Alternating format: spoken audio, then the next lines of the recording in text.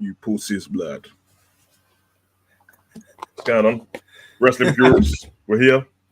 Me and Cav, because I don't know where the other guy is, but I don't know, blood. Man's late to everything. Pro clubs, streams, everything, bro.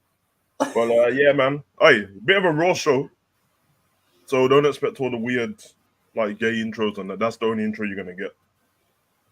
You know what I mean? I'm not doing, put a new show together. Just welcome, boys. That, bro.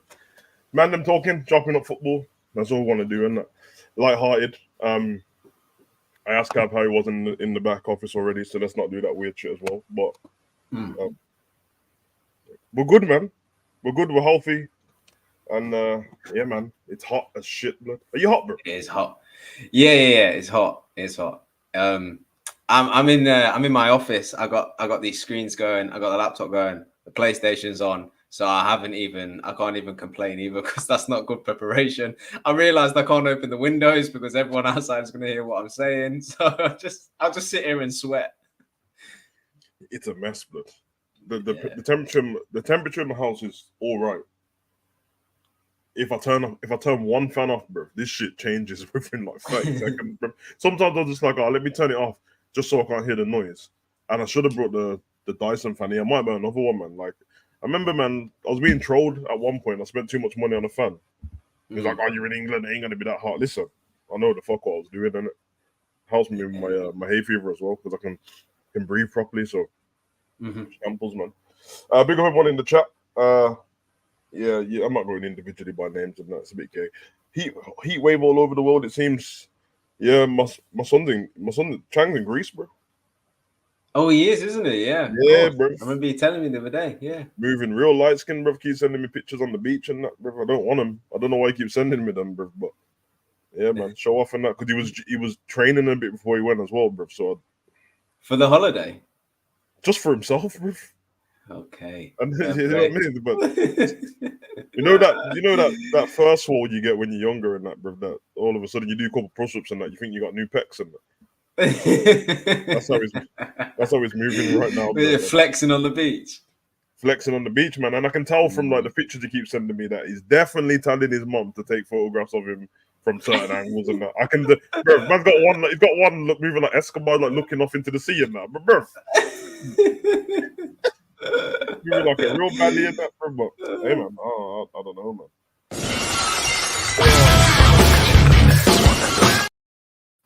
Nah, shit, yo. Come on. Hey, lads, can you hear me? Can hear you, bro. Yeah, you're like a dwarf, though. Huh? You're like a dwarf, bro. I know. I'm sitting far away from the camera today. Yeah, extra tall people and that for no reason. What you saying, man? Nah, man, chilling, bro.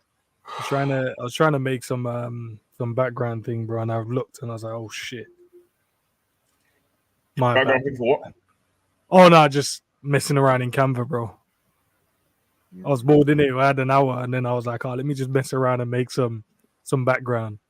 So you're messing around. You realize he was late. He was late. This guy has no shame. And that's why I apologize, bro. I said, I had an hour. I was like, "Oh yeah, I'll sit on the computer, design to background," and I was like, "Oh shit!" And then I looked down, and I was like, "Oh shit." My bad. Hey, South, don't complain. What are you gonna do? We should just be used to it by now. I need to ask a question to Cav though, because you weren't here before, and I tried to ask him this, and he didn't want to hear it, but I need the world question answered, bro. Go on, what's that? If you're a lesbian from birth, bro, are you a virgin your whole life? If you're a lesbian from birth, nah, you can't be in it, bro. What I grew up on the definition of intercourse, but it requires vagina and a penis, bro. And lesbians do the scissor thing, so I wanted to know. No, but there's still penetration in it, so I'm not trying to listen. I know you keep doing this, bro. But I'm saying, bro, it needs a penis there, bro. Wait. Sav messaged me saying you want to come out and do football. Yeah, no problem. He opened the show saying it's just a chilled one. You've been here for about 2 seconds, Enz, and he's got my head spinning already. I'm trying to answer as politically as I can, bro. Like, nah, just, Hollywood. No, because what you're doing here is because you got all three of us back together. You're running it back to a year ago. What you got to realize is Enz has changed. His Hollywood ends now. He's PR'd up. His answers are scripted. What's the point in this? You know that's why he's really late. He was just talking to his manager, and they were like, "These are the questions you're gonna face," and just deflect where you can, and then you just. Oh yeah, that's not true. But they said this question was the last one. That's what they said. The man them in the chat saying that you're woke now and that, bro. That's what happens when you get to Hollywood, bro. You become woke, bro. You have to be, bro. Nah, bro. How was that being, bro? Bro, this is how you know, bro. That you can't get like. You get men together to have a conversation, bro, and no one can give me a straight answer, bro. Look at the chat, bro. Man is just saying random shit. No, but I am bro. Yes, obviously you need a penis, but bro, you need this penetration, bro. That's it. That's all I can say. That's okay. So but is that your like? I'm not asking for like people's feelings and that, innit? Logical. Yeah. So that's logical, innit? Because they're logical of two people coming together, bro. It's logical, innit? Is it? You know what I mean? Scraps, is that an oxymoron giving a straight answer when we're talking about lesbians? Hey, brain work, bro. I'm just saying, man. I'm not saying that you're wrong. I mean, I'm English, bro. I know about like the wall jumpers and that keep trying to get in the country, bro. So I'll go from Oxford Dictionary or Collins, bro, if you want to be fair. And I don't know, man. So do whoever's in the chat, bro. There's no football. You'll find in the chat. Someone in the chat, go Oxford Dictionary or whatever, and then throw the definition in the chat, blood. Like that. Virgin. Because if you're saying it's penetration, then it must go the same way for men, and it when they're waiting there. Yeah, I think it would do, innit? Because you're talking about masturbation, bro, from the girl's point of view. So that means that means men. So man them just lost their virginity when they started doing their thing. No, but no one's putting a finger in their ass, innit? So I didn't say. No, wait, whoa! Wait, you couldn't dance around that, yeah? Where did you mind get to that, bro? Nobody said that, bro. I just showed my manager the questions. He's like, "Nah, listen, just skip that one. Still, don't answer them one." Nah, but no one's putting their finger in their ass, innit? I guess. Why you keep mentioning it, bro?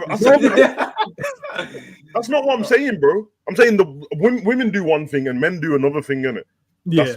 It's balanced and both masturbation, and you're saying that the woman ain't a virgin anymore. Mm-hmm. So I'm saying it's the same for the men, or you basically saying no because she's been penetrated, she's not, and because but so then by what you're saying, then that means men are virgin for life, bro. Because we don't get penetrated apart from I know some of you freaky ass 6 and 9 gods out there. No, I ain't gonna lie. Yes. I ain't gonna lie. I was with Kendrick until he said the 6 and 9 god thing. There ain't nothing wrong with that move. Yeah. Hey, listen, man. Everyone for their own. Everyone for their own. No, you know my opinions. Everyone for their own, man. Everyone for their own. You don't want the man singing a song and that you're into it, and then you just bro, 6. Whoa. I don't really agree with that one. Don't agree, but and bro, from bare yard songs and that. Yeah, I mean, man I used to get the lighter out and that. Me. That's like I don't even agree with that, bro. Nah, I do, man. Lighter, man. Big up everyone in the chat, though, man. Oh, should we do football talk? I thought. Do you know what, Sav? I looked across and I'm reading through the title, going, okay. I thought maybe at one little break, I'm like, oh, maybe he put some random question or Q&A, but there's no Q&A, so I don't know how you open up the show like this. But hey, bro, the mind gets working in that. And I thought, throw man off, innit? Football purist. And then don't talk about pure football. Oh, it's a genius move, bro. Genius move. The title started with Isak. I'm like, is this where we started or where Sam started with it? I'm here for it, man. Look what man have started. Hollywood Rock. That's the chat, bro. I don't know, blood. That's what I'm saying. I've got all of you, man, them. Brain been moving slow all day and that, bro. Now I've got everyone thinking on a higher level, bro. You know what I'm saying? So basically, it's only gay men who have lost their virginity. If I ate strawberries in front of you guys, would that seem weird? Bruv, I'd have chopped up. Anyway, carrots. No, because if you're gonna do the weird, because you know what happened that time, man, when the back office when you had the lollipop and that blood. Hey, Oh yeah, you Yeah, remember bro. that? there's no such evidence ever, bro. I've never ate a lolly. Oh bro. my! I was looking. I Man, felt like man, like, I couldn't look at the camera. I was like this. I was like, gave us the link and that and forgot that we was gonna see what he was doing, bro. Like, bro, what are you doing, bro? Hey, no, man. Listen, that's a lie, bro. I don't know anything. Show me the evidence, bro. what's My worse? He ass. said he went to the shop and bought it as well. Like, Yeah, bro. what Yeah, that's grown crazy man to is- go. what That's grown crazy man to is leave your going house. to the shop and buy it? Yeah, bro. You going out your way to go get a lollipop is madness, bro. It's lies, bro. That's all I'm gonna say. There's no video evidence of this ever happening. So, All right, man. Boring football. Isak. Yeah. Bullshit, man. All right, man. I seen man them losing their mind and that. Well, I saw accounts losing their mind. I don't know if they're humans, these mouth breathers and that. Oh yeah. my God, we got offered Isak and you said no. Yeah, said no. Well, go on.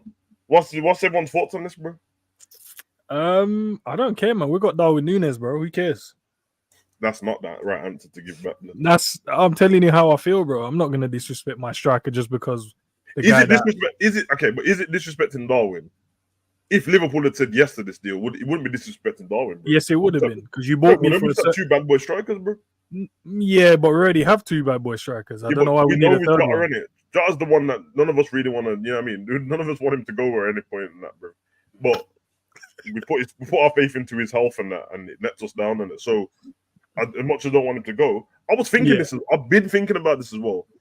Yeah. I knew that everyone was gonna go with like, oh no, because we got new. I'm like, bro, so what? So what? Have you seen Real Madrid's front? You have to read it out again, bro. Yeah, read it out. Go on. Let me go. Let me make sure I go to these. I want to go to the comment section of this. Let me see, bro. Of what? Of this pit, just to see what these nerds are saying in there. Scrap said, "Who's the second bad boy striker?" See what I'm saying, bro. Man got Mbappe, bro. Vinny Jr., Belly Gold, bro. Val Venus, blood. Rodrigo, Killer Cam. Too many, bro. Gulag and that, blood. Jimi Hendrix and that, blood, bro. And you're worried about having two bad boys, bro. But Sav, there's not been a season to prove that that's going to work. To prove what's going to work, the team on the all of these players you just said, yeah. I hear you like with your wishful thinking. I know. I can sit here and nod, or I could play devil's advocate. I mean, it's going to work, obviously. Look how good they are. Hey, listen, Mbappe's ego might clash with Vinny's ego. Rodrigo might then feel a bit upset, like, oh, you man ain't rating me like this. End up with two left wingers on the pitch, no striker. Listen, all of a sudden, none of them are tracking back. Vinny decides, oh, well, Mbappe ain't tracking back, so why should I be tracking? All right, then the midfield opens up. You know, the only difference you read out there was Mbappe and Hendrick, bro. And one of them, obviously, Hendrick's going to be on the bench. So what, bro? What difference is it going to make? It's just Bellingham's going to fall further. You have too much egos on the football pitch. You can clash, bro. We know just this. Making stuff up, bro. Who said they got egos? Nah, Sam, come on, man. We played football. You know when there's certain egos. Kev, let's use our pro clubs team. We've got 3 big egos in the team. There's one guy that you got never really. You got one big ego. You got one ego, bro. All right, let me just land my point. We've got one ego we have to manage because we're sick of coming up against teams and getting outnumbered. So we're better off with one big ego than 2 players. You got 3 big egos in the team. It can clash because I might want to dribble the ball. It takes away from your game. You might not see me track back. You're like, why am I the one always tracking back? Little things, he's the one that's always in the box getting goals while I'm just running around like a headless chicken, not getting a touch. It can happen. Mbappe might not want to track back for a couple of games. Vinny's looking at his body language like, so big man, last season everyone was defending and we were attacking together. You need to drop back. He'd be like, listen, shut your mouth, bro. I'm do what I want to do. Bro. Here we go. See, already special treatment for some players. This is what might be the downfall. That's all I'm gonna say. A little special treatment and that. Bellingham wants everything to be about him as well. You know what I mean? He just came off of a great season celebration. The fans love him. That's belly goal right there. Saying that he's cold and whatever. And all of a sudden, you know what I mean? The tension might turn and they're not offering him the same thing. He goes into the restaurant and like, listen, Mbappe's in there still. Fully booked, can't even get you a seat, Bellingham. Sorry, mate. Come back later. Gary's saying that Nuno's going to have a 50-goal season, blood. So if that's the case, then Isak can kick rocks on it, bro. Just thinking about it, it was offered in January, right? Klopp had announced he was leaving in November. Now June. It said early June. Oh, early June. Sorry, I thought. Why did I read January? I'm tired. June. Yeah, you listen. Who did he get offered to then? Us. When did? Yeah, I know that. Jeez. Fucking hell. I misread one word, not the entire fucking statement. Oh, you mean because of the manager situation? Yeah. Oh, it must have just been offered to the club then, and not Yeah. a particular manager, because Klopp said he's not enough to do transfers once he had already.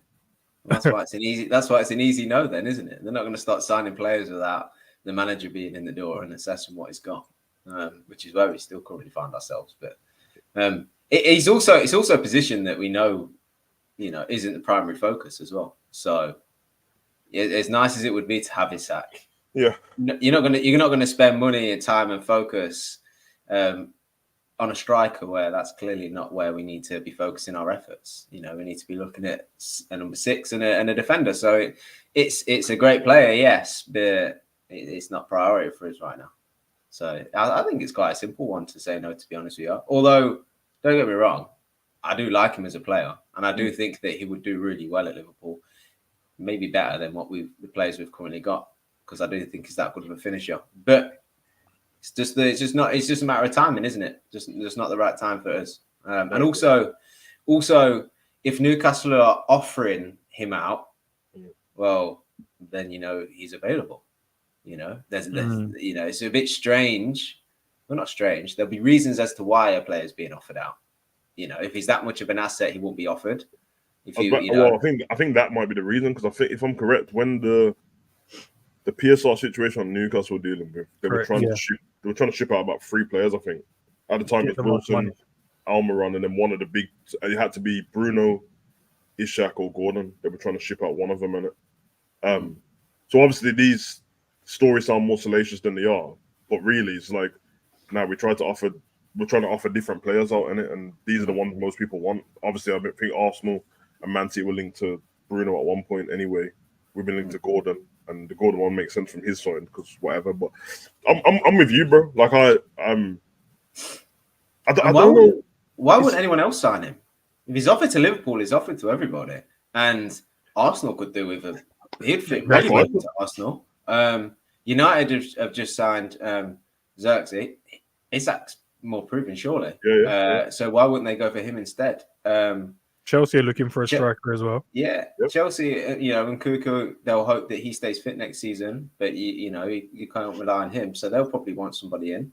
And then there's teams, abroad that would like him as well. And if he's not gone anywhere, it probably tells you there's more to it than just simply being offered out. Yeah. Well, a couple of the comments in that feed or the thread. Should have given him 100 million plus Nunes. Right. So we've been offered both Isak and Gordon, but not offering up the funds by an FSG. Right. Okay. Wow. I said Arsenal should have took him. If I'm Arteta, if the funds are available anyway, because really I'm like, how's Tony still left? How's Isak still left at a club?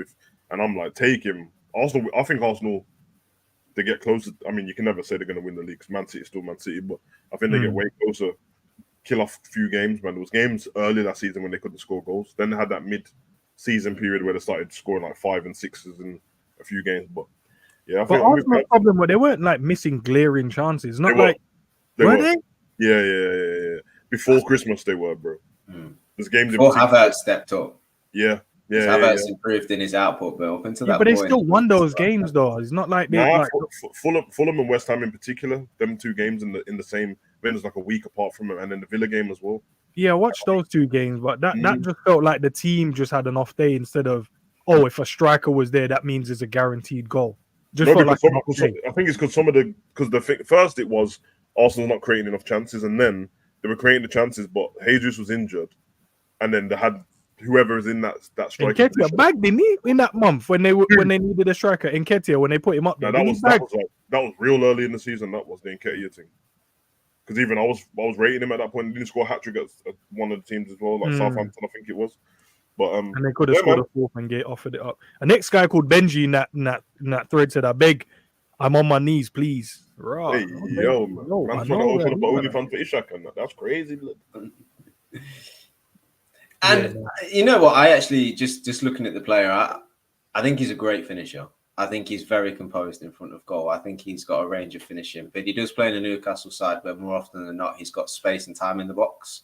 More so because they'll play in transition. It's end-to-end football at Newcastle. It's a big pitch, and he'll get different type of opportunities at Newcastle, I feel, than maybe at Liverpool. He's got to be more involved in the play. He's got to make more.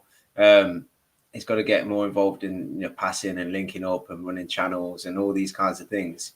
I don't think he'll be asked just to be a fox in the box, if you like. So maybe they looked at it and looked at what they've seen from him and thought, actually, although he's very talented and he's composed in front of goal, we need more. There is that chance, and maybe we'll see when the season starts. We don't know what's going to be asked of our strikers, do we? Exactly. So, they may be looking at what they require from their strikers and think we can get that out of the two we currently have. There's no point going out and finding someone else that also doesn't, they've got to be. They're not going to be a better striker, but they've got to be better at what the manager asks them to do. Yeah. I'm with you on that one. I think you're right. Like if the part where you think there's things that you need to fix in the squad and that you're not going to go and fix something else what doesn't really need fixing. It's like it's frustrating in certain games and stuff like that. But we weren't not scoring all that season. There was just a period where the players started missing chances. Before that, they were the highest goal scorers. So obviously Isak, everyone's gonna I get it, innit? But not only that as well, though. To be fair, it's not like if for instance Nunes was at the back end. I feel like if he was at the back end of the career, like he was a lot older.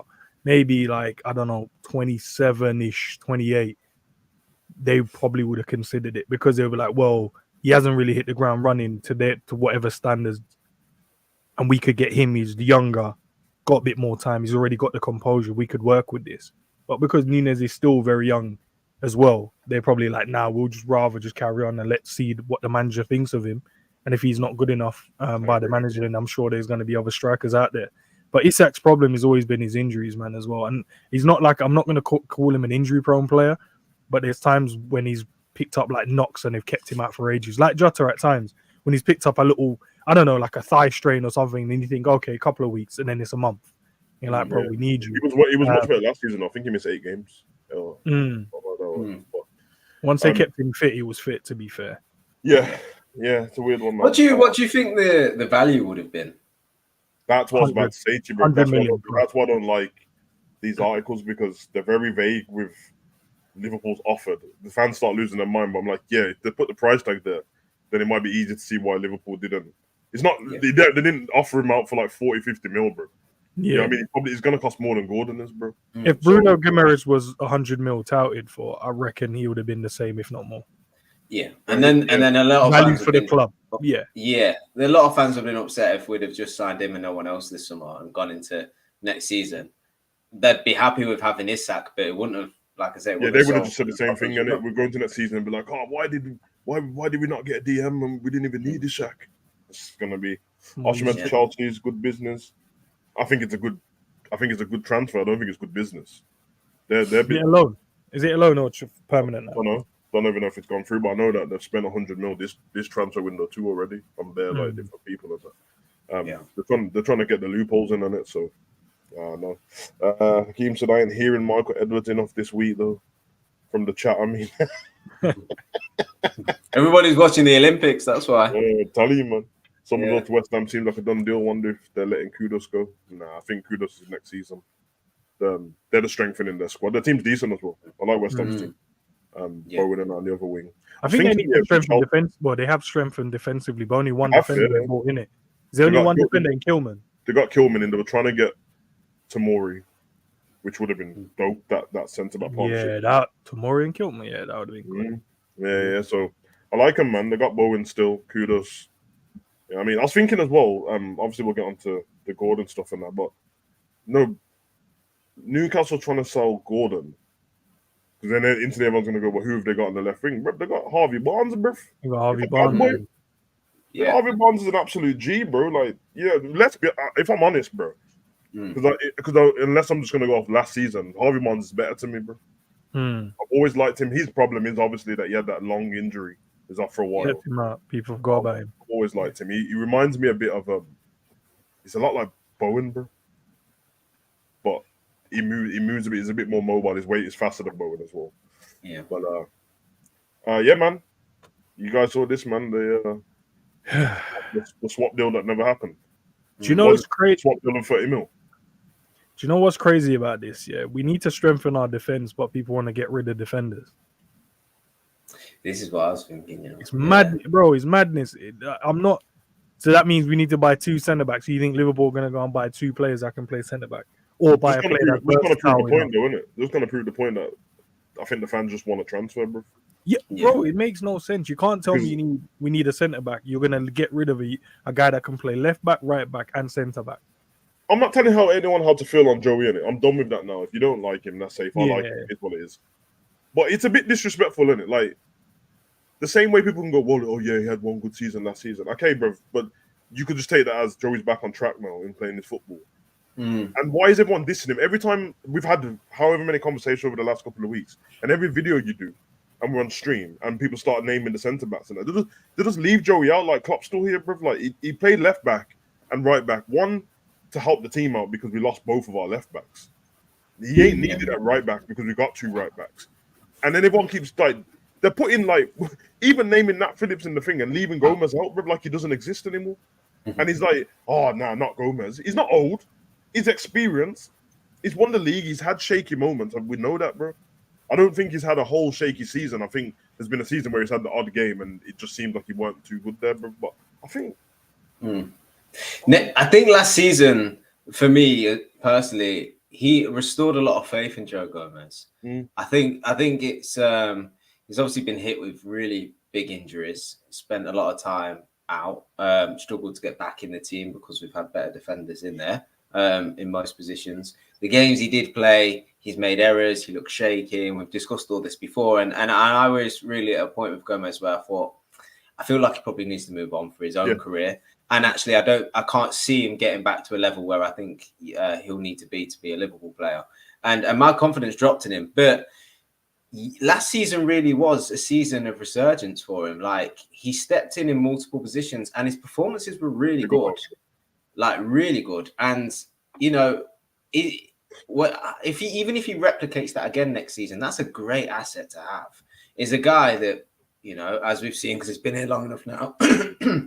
We've seen him, you know, in a lot of the media stuff and background stuff, off pitch stuff, and you know he's a real humble, down-to-earth guy, works hard, you know, gets along with everybody. That's also important for a new manager, a new regime coming in. You can't have a bunch of, you know, ends-man egos in the squad. You've got to have people that are willing to work hard and get along and accept what the manager's telling them and stuff, and also be mature enough to demonstrate that to others and the youngsters. And we've got a lot of good youngsters. So I just think having a really solid, good player, not exceptional, but good player that's versatile, that you know is just going to be just not a problem as your 13th, 14th man, you know, second or third sub coming on, if you like, rotation in the cup games. I think that's a great player to have. And if he performs this season like he did last, I feel like he's probably going to put himself in a position where he could get a really good move next summer. And then we're dealing with it a year on after we've got the regime settled and we've had a season now figuring things out and so on. So I can't see why it would be wise to get rid of him at this point in time. Like En says, if we need defenders, you know, people want a centre back, people want a left back, people want, you know, a cover for maybe not right back now because of Bradley and stuff, but you know, centre back and left back, you've got a guy there that does it. You know, and like you said, Sav. Yes, he's had a good season last season, and people will say, "Oh, that's not enough." But people are willing to sign people off one good season, so there's no difference. You know, I personally just think that it's never going to be a summer of doing too much. So this is like one of those where you can look at him and go, "Yeah, you can improve, but just not now." You know, let's just stick with it. He's not a problem. He's not going to kick up a fuss. If he keeps fit, which hopefully he does, he's gonna play his part in the season. And let's not forget last season, right? Without him, we'd have been nowhere. No, Absolutely no. no. People tend to forget that we were in a title race for most of last 100%. Season. We were in January. We were still going for a quad. Like, we walk away with one trophy, but that doesn't mean we didn't compete in the rest. Yeah. And part of the reason why we did compete was Joe Gomez, because he was able to step in and perform admirably, and it was improving in games to the point where when Robbo was coming back, I was thinking, don't rush him just yet. Yeah, don't rush him. Leave Gomez just there at left back. It's fine. You know, I think the inverted thing we had to sort out after a few games. Yeah, because Joey started turning up in DM and that.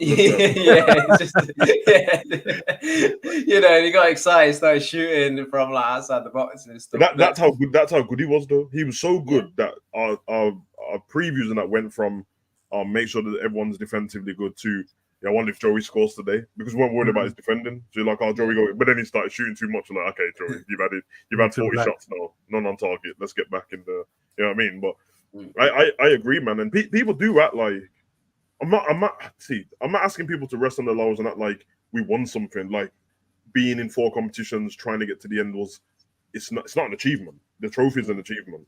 But why are people acting like the season didn't happen last season? Like we were just terrible. Like if you listen to Liverpool fans right now, it sounds like we're Man U, bro. Like we finished 8th and then won a trophy. We didn't, bro. It's savage because majority of the fan base or people that you see in streams or spaces and stuff, they base their opinions around other people's opinions of the club.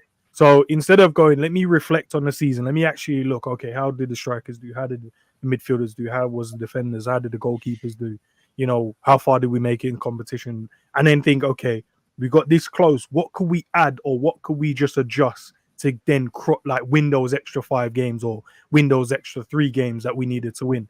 Instead, what they end up doing is they will be like, oh, your team was shit because you had a shit striker, or your team was shit because Virgil's lost it, or your team is shit because, and you're like, and then they take that on board and go, oh yeah, you're right. And I'm like, well, they're not right because you watched your team. They didn't. They're going off of what they're seeing other people say and then using it against you, and then you're just agreeing instead of using your own common sense and logic. And we don't have that much with Liverpool fans now, man. Honestly, bro, every time I look on spaces or even looking in that feed, give 100 million plus Nunes for Isak.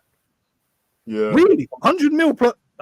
That's when I'm like, okay, fair enough. All right. There is a point where the jokes stop being funny, and it's like, okay, there's banter and that. It just sounds stupid. Like we were 7. I remember we went into that running and the 10 games. And I mean, I was wrong as shit about it because I looked at that running and I said, Pablo, relax, bro. Said the most we can afford to do is draw 1 game, and then I swear the first game of the 10 we lost, bro. I was like, fuck, no, bro. Yeah. But there was a bit of grace in there because all of a sudden Arsenal, who had been, you know what I mean, killing it, they had dropped points in that, and I think 7 games from the end, we looked like it was going to be over. Man City were behind us, but they had a game in hand, and then us and Arsenal on the same day dropped points in it. They lost to Villa, we lost to Palace, and then it's like, okay, everyone's just in agreement, then Man City's on it. But like, if you say about Arsenal, everyone will go, no, Arsenal ran it all the way to the end of the season. Yeah, technically you did. I'm not even arguing with it. But they knew as well it was over from that point. So how come we don't all go, both teams are through off at the 7 games left, it was over? 7 games sounds worse than it is because of those last 7 games, about 3 of them nobody cared about because it was done, bro. Yeah. And that's I cared about winning, but in the game you could see that the boys were tired. The West Ham game when we drew 2-2, when we should have won. Villa, we were winning 3-0 or something like that, 3-1. And then Durant comes on and scores 2 goals in 5 minutes or something. That don't happen, bro. You know what I mean? But the season was done, would have seen that out, bro, just because we needed to win. Yeah. So if you're the new manager, and you can tell he's into details and stuff like that. We've already heard about him showing the players their training back and that, which is, I've never heard of that, which is cold though. You know what I mean? So I can imagine that he's probably got pointers of him from last season as well. Ignore the part where it's like, I'm not your manager from last season, but these are things that you guys could have done better in this part. The fitness coaching is going to be like, okay, you started to tire around this side and blah, blah, blah. Because we actually rotated a lot last season. Yeah, we did. So for him, when everyone's losing their mind about him, I'm like, no, I understand. It doesn't matter if I agree. I understand that he's probably thinking they're not far off anyway. I don't know how to explain to people, bro. Like, you know, when people get like an apartment and that, which freshly built, bro, and it's furnished, bro, I can get new stuff for this apartment and that. But real talk, bro, if I get a new sofa and a TV, I'm good to go, bro. And that's what's all about Liverpool. Now people are going to go, okay, so you're just happy with your plain walls. Happy? I'm content with it, bro. Can it do the job? Yes. Can I do better? Well, yeah, I can make it more vibrant here. We can do a few more stepovers and a few more bankers and that, bro. But same result. Nice house, bro. When the girl comes round and that, kicks her shoes off and that, it's like, oh, the sofa's nice and that. She ain't talking about my walls, bro. I ain't a woman. So I'm just saying, bro, like, it's not as bad. And I know people, they take what we say and twist it all up. Oh, so you're happy with third place then? Bruv, hear what everything I just said, but this is the same shit. Do you know what it is? Place, bro? Do you know what it is as well? I was listening to I don't know if you guys seen it. It was on Sky Sports. McAllister was speaking, Gary McAllister, and there was a key point in there that I thought last season we needed to be better at, and I mentioned it to you guys in terms of our combination, and there's no identity in how we create opportunities. It felt like it was off the cuff all the time, and I'm like, as a player, and I mentioned this when we did streams, I was like, as a player, bro, sometimes everyone just thinks, oh, yeah, as long as you make the run, the ball comes in, you should know what to do. It doesn't work out like that at times. It's always going to be different. But McAllister said that they're working on combinations around the edge of the box and off the right hand side and the left hand side, so they know what to do. There's certain give and goes we're going to start doing to certain patterns. So that means players are going to make great runs into the box and they're going to know exactly when it's coming, what type of finish I'm going to need, based on, obviously the players keep working on it. I was like, that's what I want. And that's the extras where you're saying, oh yeah, that's a plain wall. I could just put a picture frame up, bro. That's the edge of the box stuff that we were missing out last season, where we was going, Diaz would go there and then he would be like, I'll go backwards. Or yeah, because what you're saying is basically run into someone. It's not even buy a new picture frame, it's just rearrange the room, bro. Literally, there's overlaps and we weren't giving it. There was on the laps we weren't giving it. It was simple little give and goes into feet. We weren't doing that. And that creates space, that creates opportunity. And fingers crossed, that's what we're working on from what I took from what Gary McAllister was saying. But should be good. And we've said it, like I think we all kind of said it. The large parts last season is we start games slow and it feels like we need something to happen in the game, like a bad challenge or a bad ref decision or something to really like get us going, to get through the gears. And at times it felt like Liverpool were set up with a set of instructions, but there was too much fluidity in that instruction. And that's great. Yeah. That's great when momentum's going for you because you can do what you want effectively within reason. And that's where the really expressive, players really come into their own. But actually, when the momentum's not with you, you struggle for ideas because there is no clear instruction. There's fluidity. You come up with it.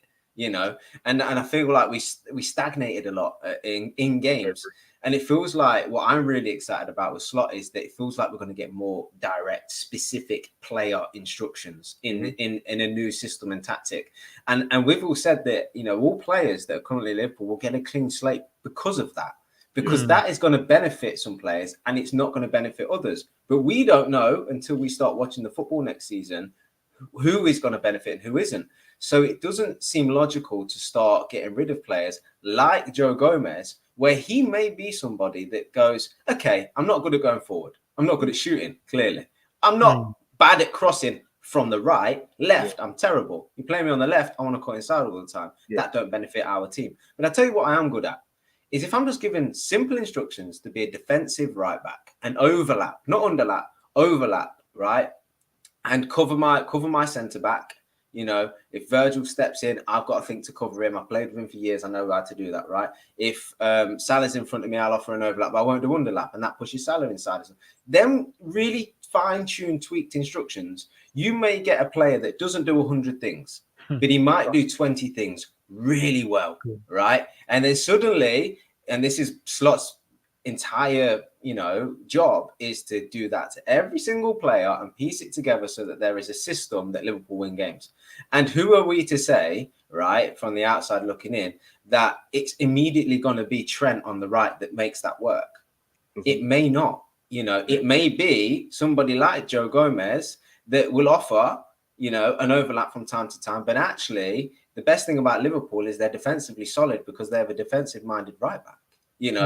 I think in Bradley, we've got a little bit of a hybrid. We've got a bit of both. He feels like he can offer so much, and he's really excited. But again, he's young. And there may be periods next season where he tires, we go through a bad spell, and who is going to pull themselves through more likely? Is it going to be a Joe Gomez or a Bradley? You'd probably say Gomez because of the experience. So there's a lot of pros, with this new management and setup. And I don't think that getting rid of a player that still has ability, it makes sense. If you was to say to me, loan a young player out, fine, that makes sense. Or a young player that's not really played for Liverpool or impacted us last season, fine. They were never really part of the equation anyway. That's okay. If a player's coming to the end of their career, I get it, fine. Or if the player just simply wants to move, that's a personal situation. But if a player has ability and played a part last season, I don't think this is the summer to be getting rid of them. Work with them and let's see where we are next summer, And that's why I'm not too concerned about transfers and signings, whilst I do think we could do with one or two. And when you talk about Gomez, I just think he's got enough about him to play a part next season. And we don't know what that will be, but we do know he has ability enough that he has a chance, I agree, because I think 100%. the first report I seen of this today wasn't the swap deal. It was Gomez was open to leave Liverpool. So then I was like, okay, if that is the story and it's not, they've offered us Gordon, so we say, we'll give you Gomez, and then I'm okay with it, because then I'm thinking, well, then it sounds like to me that he's probably spoken to the manager already and he's let him know what his plans are. I don't think Joe is after coming off such a good season for him and being in the England squad, not being used but still going to Euros. It's probably a bit. Well, how old is he? 27. 27. It's that at that age, he's probably thinking, I can play first team football, bro. And I think he can. When I look for the Prem teams and that, he can partner anyone, bro. You just mentioned West Ham, Gomez and Kilman. Okay, he can do it, man. So if it's him, then I'm with it, bro. If it's the club, that doesn't make any sense, because obviously, if he's gone, Slot comes in, you're a centre back for us. And then he's looking at, okay, well, who am I behind and that? And it's like, okay, these two are starting. Then there's this guy, and then this guy never really gets injured. I've done that before. I've given off to the club before for that, but I don't want to do it again. Because what if we do have a season where everyone's not injured and everyone's fit? Now I'm playing six games a season. There's plenty of games to play as well, though. There's more Champions League games. Exactly. Carabao Cup, FA Cup, and you're right. Look, it's one of those things. The solutions are there. And Klopp used to say it all the time. We used to laugh about it when he said, we need to find solutions. And yes, because we've seen Joe Gomez for years, he's been here since he was 18. You're like, well, I already know what he can do. He's only had that season in some people's mind. But I'm like, why would you I'm looking at what he can offer, and I'm like, why would you get rid of that to get an unknown entity that you think in your mind that will work in the Prem or work within this team? When I know a fully fit Joe Gomez and seeing what he did last season, I know that works. I know how when he's comfortable and he's confident, he's I say unplayable because he's not like a wing or whatever, but it's difficult for the attackers to go by or get past him or whatever. And I'm like, why would I want to get rid of that? I'd rather have that and then add to that instead of getting rid of that and then now I need to go and find two replacements. I agree. Who's the other two centre backs out there that in the magical land that you're going to get in? And that's why I'm so for, and I keep saying it, I would rather assign centre backs from the Prem. And I know the names I mentioned, like Braithwaite or Bramthwaite, and obviously Gahey we've been linked with. If you're getting them two, and then you're telling me you're getting rid of Joe Gomez, I wouldn't like it. But then I'll be like, well, I can see, okay, you're getting a younger one, you're getting this, whatever, whether you like the player or not, that's two good defenders you can get in Premier League proven. And then you're gonna, get some money for Joe Gomez. But to get rid of that, to go and get two foreign entities, that because you've seen off the one season, like what Gav said, now you want to put him in the team and you think that's going to work. If you lose Gomez, you've lost Gomez and Matip in the same season. Bro, and not even that. If Gomez goes into pre-season, because he's not even at pre-season, he goes into pre-season, Slot might go, oh no, you're actually better than, you're taking the instructions that I need my centre-backs to be doing better than X, Y, and Z. So you're going to be my guy. Wasn't it? Original Joey was playing the ball out and stuff like that. He was better on the ball when he first started.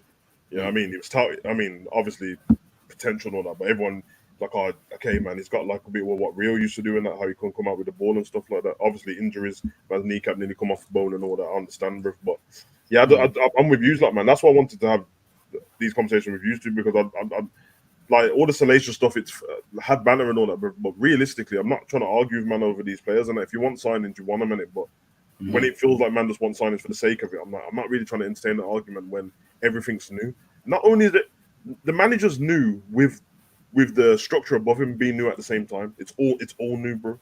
Yeah. What I've just said about these players being individually coached will change the way they play. Do I expect that Slot's going to get the best out of 23 players? No, bro. That's not normally how it goes. But the main thing is to get the majority and the majority play the best out of them, and then the other ones end up being people who are on the bench.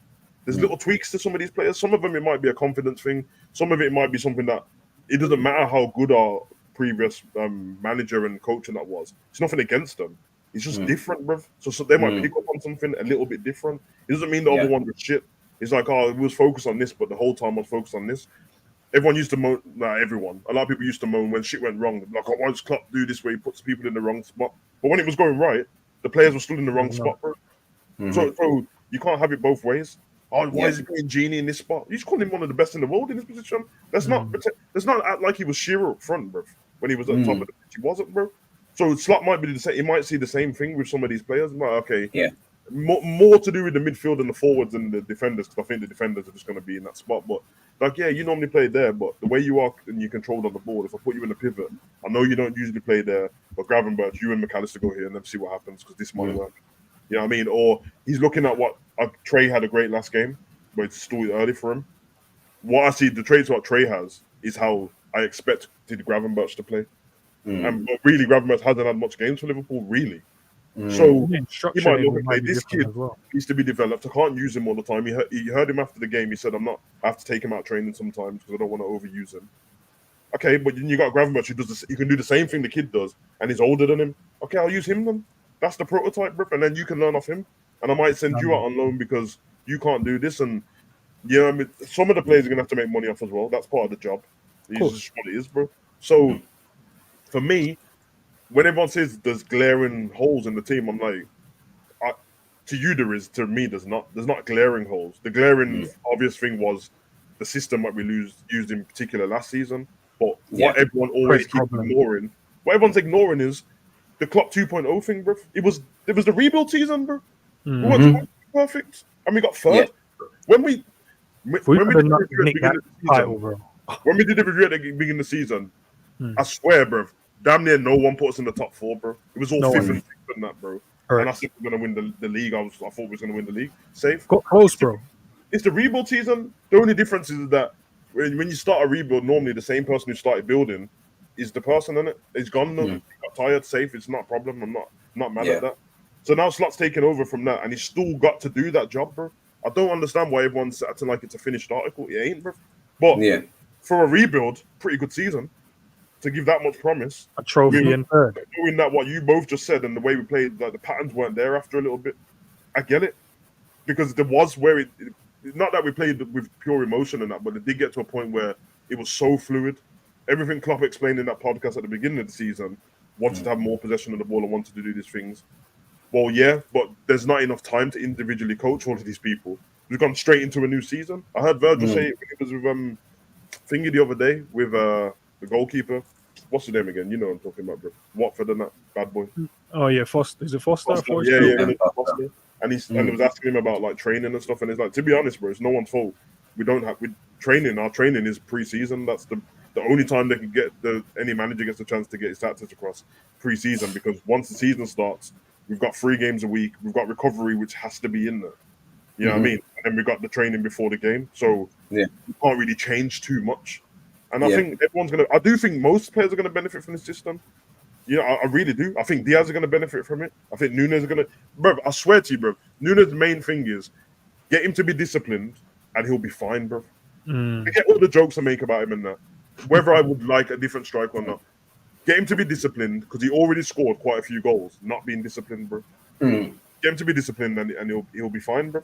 Because you've given him less things to think about. Instead of, I'm going to run here. Let's be honest, bro. He's not good on the ball and he can't cross the ball very good, bro. So he's always overthinking stuff. You go through his compilation of goals last season, the screamers and that, no fault behind them, bro. I'm going to dink my man from outside the box. I'm going to volley this one in because he come across. I'm going to bend this one in the top bins out of nowhere, bro. That's how he plays, and some strikers are just like that, bro. And now got Jota, and if he stays fit, I think because Jota can drop deep and pick up the ball, kind of like what Bobby would do in link-up play. Bro, I'm all right with the team, bro. I'm sorry to you lot. I know that you want me to jump on the mount and be all like distraught. Like, no, remember, nobody's wrong or right, bro. You can only be right or wrong in hindsight, bro. If you get to the end of the season and we're shit, you can all come, oh, sorry, I told you that we needed. But listen, I just want the best for Liverpool either way, so it doesn't make a difference. Yeah. And I think just going back to Gomez, like he's up against, we won't say Virgil because Virgil's a nailed on starter, right? Every time. But he is up against Kwanzaa, who I think is just going to go from strength to strength and just continue to improve his game and stuff. But I did say when he broke into the team, I think the one thing with him is he is confident, and we've got to manage that confidence, right? And once he starts, you know, he didn't play for England, but he obviously made it in the preliminary squad. You know, next time around in a couple of years, he'll probably be starting for England if he carries on the way he's going, right? He's going to get more sponsorships. He's going to be in the media more. He's going to all them kind of things are going to come, right? And it's going to elevate his game and it's going to elevate his confidence. But he needs to be managed in that because he's got it from early, right? And that's all well and good when you have Klopp in charge, but we've got Slot in charge. And he's a young manager, he's an inexperienced manager, relatively speaking. And so is he the guy that's able to manage them personalities?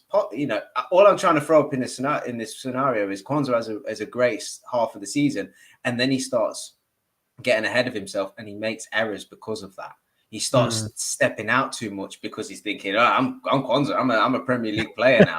You know, he starts running too far with the ball, you know, and he's not doing Matip type mazy runs. He's losing the ball in the middle of the park and stuff. You know, he needs to just, you know, not just stay down to earth and humble and continue to build on his game and not get ahead of himself. I'm just painting a scenario where Kwanzaa's playing doesn't work, right?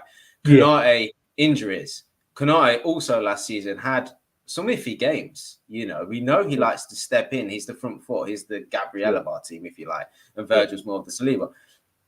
That doesn't always work, you know, and he picks up yellow cards. He's got to play the game reserved. And then there's other games where he plays exceptionally well. He's dominating. He covers the right back brilliantly and all these kind of things.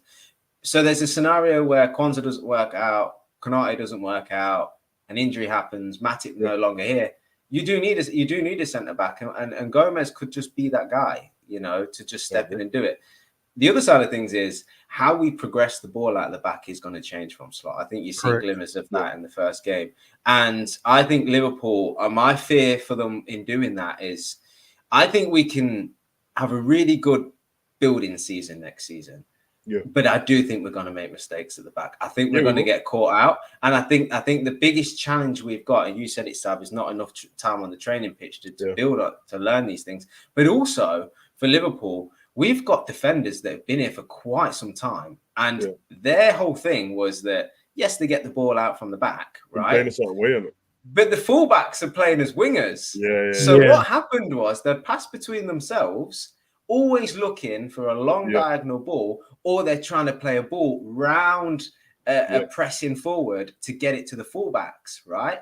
And they're pushing up the pitch. Now it's a case of you're receiving the ball closer to your goal, and your fullbacks are in line with you, if not slightly ahead of you. They're not playing so far up the pitch. Correct, and actually, the man coming to receive the ball is your midfielder. One, or, you know, if it's a double pivot, it could be two. You know, it could be one, right? The diagonal will still be on. You know, and I hope Liverpool don't lose that, you know, that long range direct play, because I think that's where Liverpool offer that variety. Didn't do much of that first game, bro. Kwanzaa did it. Kwanzaa did it once, and Bajcetic, but apart from that, was he like a? It wasn't even like a dive. It was more of a clipping behind. It was just like, make the running behind. I'm with Cam that you do want to keep some of take it all. Yeah, exactly. But take it all into consideration now. Think about first game of the season, Ipswich away, playing out from the back. Ali, he's okay with his feet. I think Kelleher's better. Plays the ball out to Virgil, still inside the 18-yard box. In years gone by, he's looking for Robbo, who's on the halfway line. He's not anymore because Slot doesn't want him to do that. He's next to him, right? So what we have to realize is players are closer together. Their body shape's different. They're now face on, not side on. They're static, not moving. They've got a 6 dropping in to offer the ball. By the 6 dropping in, the opposition's dropping in as well. They're pushing up the pitch. If they're pushing up the pitch, the space is in behind. Depending on what midfielders you play, do you want midfielders that can spin on the ball, or do you want them to rotate side to side? These are things we don't know yet. We don't know how this is going to play out. Mm. And so what I'm trying to get at is the perfect example is Man City. If you look at Ake, Akanji, Stones, Diaz, none of them are the best players in the world. No, they're not, right? Yeah. But they do what Pep asks them to do. Yeah. Right? Individually, they aren't better than Virgil. They aren't better than Saliba. You know, they're not better than, you know, other defenders in the world. But they play in a system where receiving the ball, positioning, body shape, understanding where your teammates around you, all plays key parts in how they win games. And there's nothing to tell us that at this point in time, Konate or Kwanzaa is better than Gomez at that. There's nothing to tell us at this point in time that Trent is better than Bradley at that. You know, so whilst there's individual players, they're exceptional, and for years gone by in a Klopp system, they were exceptional. Don't get, you know, let's not, you know, beat around the bush. They were world-class players. Yeah. But this is when we say this is a new regime. Everyone gets a clean slate. It's a new system, and players will fall foul of it or improve from it. These are the things we're talking about, and it's not until you start watching the games that you're going to start going, oh, yes, Gomez isn't the best centre back in the world, but damn, he's really effective for us here, because every time Virgil's getting on the ball, he's just always an option, and we're progressing out the back so much better with him in the team. And guess what? If we progress out the back quicker and more effectively, the forwards have more space to drive into. And suddenly Salah's, you know, running in the pitch and not running into a defender, running into space because the space has been created from deep. So these are all the kinds of things that are going to come about. And like I said, just going back to it, that's why I want to give everybody in our squad a fair chance at seeing what they can do in this system. Yeah, no, I agree, man. And I think the fans have to be willing to stick by their word as well. All the fans have been on this clean slate stuff, so don't be slagging the guys off when it's like all of a sudden when Trent's not playing. I only using Trent because it's the biggest example, but you start at right back, Trent's not there. Brother, let the manager just do his job, innit? Because it's what you just said, perfect example, because I liked Akanji at Dortmund, but he stopped playing so many games. Nobody, if you asked anybody who's Pep going to buy, nobody would have picked Akanji, bro. But as soon as he brought him, I knew the reason why he brought him, because he's so good on the ball, bro. It weren't about his defending. He's good defending. And then you see it, bro. John Stones, bro, like, the way them two bop the ball out of defense and that, and then just step into midfield with it, so comfortable. And that's what Slot's probably the whole thing is, trying to get them comfortable at all receiving the ball and having the ball. Don't shy away from it. We saw it when times get tough and that. I see Virgil scream at man like, yo, does nobody want the ball from me, bro? Because you keep giving it me back. I don't want it, bro. Like, yeah, take a tackle, bro. Receive and take a tackle from behind and win the free kick. And don't be scared to recycle the ball, because when we were trying to pick a manager and everyone was picking their choice and that, and I said I would like probably De Zerbi the way he's, everyone's like, oh, it's boring football. It's like Man City, and I'm like, winning's not boring, bro. It's really not. And if you're recycling the ball and we win 1-0, bro, you won't. Vin Diesel, I hear it, bro. Dominic Toretto, but you won't be complaining about it, bro. All Man City do is recycle you to death, bro. Yeah, until the opening comes. Yeah. And we do have the players, McAllister, Szoboszlai when he's on it, Trent, Curtis, that when that pass does open up, bro, I will slot it there and the strikers will be there to pull it in, bro. And we might finally score a goal, because we don't score this goal. The byline cutback, we don't score that goal, bro. That goal that happened, bro. We used to those stuff. We used to. Most of Man City's goals are those goals, bro. Yeah. Grealish, Doku, sideline, bro. Bernardo, it's always like the striker go near post, or if he's pulling round the back stick, and then one of the midfielders are always an option in the box, like waiting for the tapping. I'm like, bro, like we don't even have that. It means that like there'll be always someone there. Diaz can bop the ball off to somebody and move, bro. Like people moan at him a lot, and I get it, but sometimes, bro, he gets sprayed the ball to him. He runs however many yards to get to it. He gets two people on him. He has to try and do, and then he's looking up, and man, ain't even no one's near him yet. It's like, what do I do now? Well, we know what he's gonna do. I'm gonna cut in and try to take on my own then, because no one there, bro. Bro. Now he can bop it around and move. The players will probably be less tired. There's a lot of positives, bro. Everyone's negatives are based off something that doesn't exist anymore. So you can't say that we're in the wrong for not wanting players. It's not that I don't want players, but for not moaning about it. Because the whole system's not here anymore, bro. And everything that everyone's complaining about, it's a comparison to something that it doesn't exist. Yeah. So, can I add a bit of balance as well there to that? Like, guys, when whoever tunes in now or whatever, we're not just sitting here going, there's no issues and we shouldn't buy players. What we're trying to do is give you reasons to why we're understanding that the coach is going, do you know what? Let me assess the guys. Can I turn this player into the player I need him to be?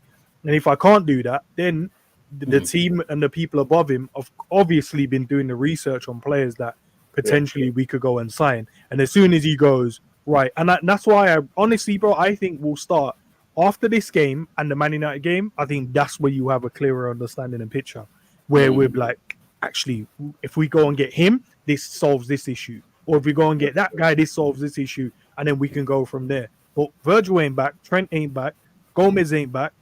Who else ain't back? Nunes ain't back. Diaz ain't back. Who else ain't back yet from international whatever? But there's still plenty of players left. So I'll just be quite shocked if we combo. don't end up being that we sign people in January, bro. I'm not joking. Yeah. No, I know nobody likes it, bro, but I wouldn't be surprised if that's what happens, bro. Like if he needs the person around that time, business end of the season, it might be there, man. But he's got right, man. He's got to assess, man. And like when people keep asking the question why we haven't signed, he's already spoke, bro. He told you, bro, he's coming to a squad and there's a high level of players. It means that they're gonna have to be better to displace these ones and that. You know what I mean? Man said I'll be surprised if there's no transfers, and everyone took that as what he definitely means is transfers. Then no, he said they'd be surprised, bro. But surprised might not be there already, bro. Like, yo, actually, I like these players. This works. The right value, the right player, the right moment. Until right we have time. the game when the strikers are back in the preseason game, we ain't gonna know shit, bro.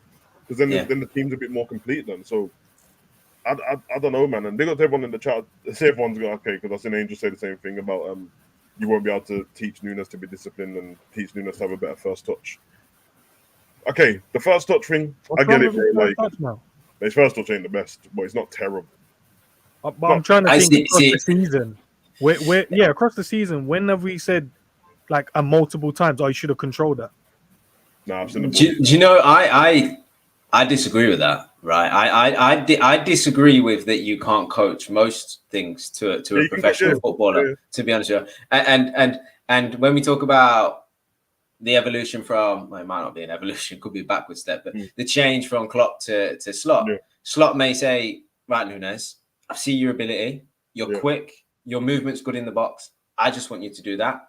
And I'm going to show, and they'll be doing all of this, right? Coaching, training on the pitch, but also watching videos and looking at maybe his old teams and other teams. And they'll be saying, these are the patterns I want to create. And these are the scenarios I want to create. So that, and he'll be saying to his striker, when player A has got the ball deep on the right-hand side, I want you to make one of these two movements. When the ball's on the left, I want you to make one of these two movements. In transition, I want you to make one of these two movements. It's not do what you want, run where you want. It's recognize where the ball is, who the player is on the ball, and make these instructions that I am telling you and showing you now. And when a player in his head gets used to it, and he makes the same runs, the same movement, and the chemistry is built up with the team, because it is so natural to them, suddenly, and it sounds crazy to say, stuff like your touch does improve. Because guess why? You're always in the same move, same body shape. You know you're receiving it, innit? Yeah, you know how you're receiving it, you know where you're receiving it, you know whether to push off your stronger foot or time your run, and all these things come into your, you know, when it comes natural into your game, your touch does improve. Before you know it, you're not taking two touches, it's one touch out the foot, out wide, because you know what, you know, the instruction, you know, it's natural to me now. That's where my play is going to be. That's where I should give it. I'm not having to think about what to do on the ball and look down to control it and then think, you know, what's my look up again, see what my next pass is. I already know because the coach has been telling me for weeks, when I get the ball in this position, get it back out wide. Yeah. So these things will improve. And if Nunes takes one simple touch and plays it wide or plays it back to his midfielder, right? Very simple. Everybody next season will be going, oh, his touch is improved. But that's what we saw this season, though. Not. He's just doing simpler things. That's all. But we saw this season, though. I saw that the first season he wasn't doing that as much. It was like control, and then he was trying to turn and do random stuff. But there was moments when we played it up to him, chest it, broke it down, popped it off wide, chest it, played it out wide, first touch out wide. So that's when you're saying like his touch ain't there. I'm like, there's more games of him doing a great control than his games doing bad. So then use the bad ones as going, you don't have a good touch. That in any wake of life, no one ever says that. If you do more of this particular thing or this particular movement and you do it right, you know, 70% of the time, you can't use the 30% and say I'm bad because of that. Because clearly I'm better because I've done it 70% more the times I've had it. So I disagree as well with Cav on that, man. I just feel There's some games where you've gone, right, where is the bad touch happen? Is it bad touch in front of goal where he's miscontrolled it and you thought, could he have done better with it? Or it kind of depends on what people are. yeah, I mean, like, I just don't think he's got a great touch, man. But put it this way: if it used like and everyone in the chat thinks that Lukaku has a bad first touch, then Nunes definitely does, bro. But if you don't, but that's what it is, bro. Because Lukaku's first touch is better than it is bad. Yeah, it's just that there's moments when he's like he just flew up like. But that's what Cav alluded to in terms of if you know where your body position should be, that goes out the window in terms of that confusion in terms of that touch. And that's why we've seen like Bajcetic, for an example, he's having those extra sessions. It's all of those things are going to come into it. He's working on like what his body position should be in moments and areas around the pitch. So if he's meant to play out to the left, do I take the touch on my back foot, then open up and play it first time? Or can I take it back foot, play it straight away again? Or do I need to turn on a half turn and then receive it here? And there's so many different things that will help your first touch. And that's why I said last week, it felt so off the cuff how we were trying to score goals. And I'm like, all these chances ain't exactly the same. They're all like, I can't predict when we're going to create the chance. There will be a mad Travella pass from Mo, or skinning two players and then he's flashing one across the box and you're like, well, there's no one there. Or we cut back and we're dinking it into the box, but there's no runners. It was just all off the... But what I've noticed in the first game, you can see that there's a pattern. You could see when we go, right, Mo cuts in, the overlap is there. The underlap is there. I've even seen Sobo pull wide and Mo's dropped into the 10 when I'm like, okay, this is what I want to see. And then listening to McAllister earlier, as I said, on that Sky Sports interview, and he's talking about from what he witnessed in the training session in Philadelphia, they're working on patterns of play in and around the box. So that tells me the goals that Sav, you're saying we want to go back to getting those little, that tells me those goals are going to end up coming back as well. Yeah. I listen, like I said, man, I just want Nunes to do well, man. I hope that when the ball does get cut back to him, he puts it in the back of the net because it'll be what his confidence will take a dive. But like at the moment, it's not so many of them kind of shots that he's missing, like right in front of goal. He's had a few of them before. You don't want to get to the point where man is squaring the ball across to the box to you and you can't tap it in, bro. That's when it gets terrible. You know what I mean? Because I already know Jota can do that, bro. You know what I mean? Everyone should be able to do it, but yeah, I'm with you on that. Man. I think Jota's touch isn't great. No. Jota's got the Purist thing in it. Exactly. Exactly. He's got that thing where he's tenacious, and even though his touch is terrible, he's like 0.5 second reaction is to go win it again. And some players is to think and see what's going on and not to react. You know. And Mane had it as well, man. Like people gas it, but Mane's first touch sometimes was ass blood. Well, he has what Cav said, bro. That quick reaction to go and win it. Is he off his shins and that, bro? You know what I mean? And then he'll just bite and win it back in like. Salah can trap a ball from Virgil from that crossfield ball, but then you can also give the ball to Salah right next to him and it hits off his shins, bro. You know what I mean? So we're not trying to pass the ball on Nunes about it. It's just that trying to find different ways to work around what your best is and what you're not so good at. But as you said, individual coaching will help that, bro. And patterns of play, knowing where you're going to be, should help that because you won't be so. That makes it so easy for players, man. Once you know exactly how you're going to attack and pass, and your build-up play, once everyone knows it, it's going to take a bit of time. But once it's embedded and they get the confidence behind it, oh, bro, it goes. Do you know what I would like to see? God, we're talking about Nunes again, but do you know what I would like to see from him? It's not an improved touch. It's dominating the area you're in. Yeah. Right, we see Haaland do it so well that he will lean on a defender or he will spin a defender. He is constantly making the defender think about what he's going to do. And when that ball's played into him, chest, feet, left foot, right foot, he reacts in such a way that he will make sure he's got his body between the defender and the ball so that he's always in control. Nunes doesn't have that. The ball will come into Nunes and the defender knows that if they push him, he'll fall over. You know, he's not smart enough yet to buy fouls and to back into defenders or to go onto one defender and then spin behind the other and stuff. And that's the area of the game that I think, forget touch. Who cares how good his touch is? If he learns that, he'll manipulate space so much better that he'll actually, you know, be able to control the ball up in them final third areas better. Do you know, in that first season, and that's why I always like people say, obviously, from a goal standpoint in creation, last season was his best output. But I prefer his first season because it felt like what you're mentioning there, Cav. it felt like there was a presence about him in and around the box. Whenever the ball came in, I felt like he wanted to fight everyone and get in front and put you the are body in the right right way and get shots. I felt like, but the way it's like we put the shackles on him a bit to try and like, you got too much anger there and we need to try and contain it. But by we containing it, he had improved as a player, but it took away what you're asking for. What you know what that was? That weren't shackles. That was the fact that all the players came back. The season when he done that, the whole team was injured. And he was just him. But there was that presence. When we put the ball in the box, bro, he was bullying the centre half. We were relying on him and Trent for big parts of that season. Because I remember Cav used to do it all the time. We used to come on all the time. And there was a point where we started missing all these sitters. But then it was in the moment where it was like, yeah, but you'd rather have him on the pitch than not have him on the pitch because he causes so much problems, bro. And he does, bro. He does. Yeah. So, yeah, I think you're right, man. He might just need to realize, like, the size of himself and that. He's not a small geezer. He almost plays like he's a tiny winger, bro, but he's not, bro. Yeah. You know what I mean? Like, I think the thing for me, I'm not sure if you guys have seen it, but the thing where I not lose faith with him, but I'm like, I don't truly believe that he'll ever get it is because I've not seen enough off the pitch to where he's realized that.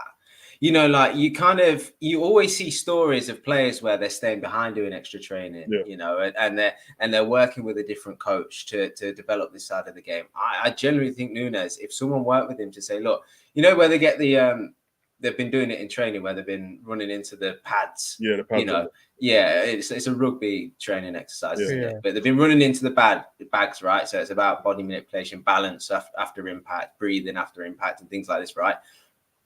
Nunes obviously hasn't been part of that because he's not, you know, because of the preseason. But I would have liked to have seen him do more of that off the pitch, and he might be doing it in secret. I don't know, right? But I'd like to have seen some videos where he's working with the coach and he's doing all that kind of stuff, right? Taking 100 shots at goal, about movement, running around, static, you know, cones and things like that, so that he's developing and getting that education in his game. But I've not seen it to think, is he going to rock up next season? The reason why I'm not too sure. I'm laughing at this is because everything you said, I said to Ends yesterday. Exactly. Oh, really? Because I think it was K-Mac. He said he was talking about like Wataru getting one-on-one training, but he was dissing it, and he was basically saying like if you're at this age, no one should be getting one-on-one training. You mean you're rubbish and that? And I was like, I didn't say that to him because I was watching the show he was on. That's the complete opposite, bro. And then I said to Ends, man went saying that to Ronaldo when he's on spin bikes under the water, bro. What are you talking about? Yeah. Well, that's what you should be doing, bro. And I literally said to Ends, the day I see Nunes staying behind and like having 100 shots at goal and that, bro, and he starts doing that shit, broski. And obviously, when I say see him, I'm probably not going to see him do it. But when I get the feeling that that's what he's going to do, I'm like, bro, it's a problem for everyone. Because then he just took the onus on himself to go, nah, fuck this. And bro. I think, you know what it is? We now have a manager, no disrespect to Klopp and the old training regime, but I feel like now we have a manager that thinks about the smaller margin, the finer details. So he will look at that and go, there's two ways you can look at it. Either I don't think you're good enough and I'll sell you and I'll get someone else in, or I feel like you have enough, but we need this. So here's what we're going to do to help you. And what we mentioned and you mentioned earlier, Sav, in terms of now we're going to see video evidence of your training, not just matches. You can then go, I really believe you need the extra sessions, bro. We need to stay behind. We're going to get you this coach in and we're going to work on this. Because on the Klopp, I feel like the system, we had a system and then we just put the players within the system.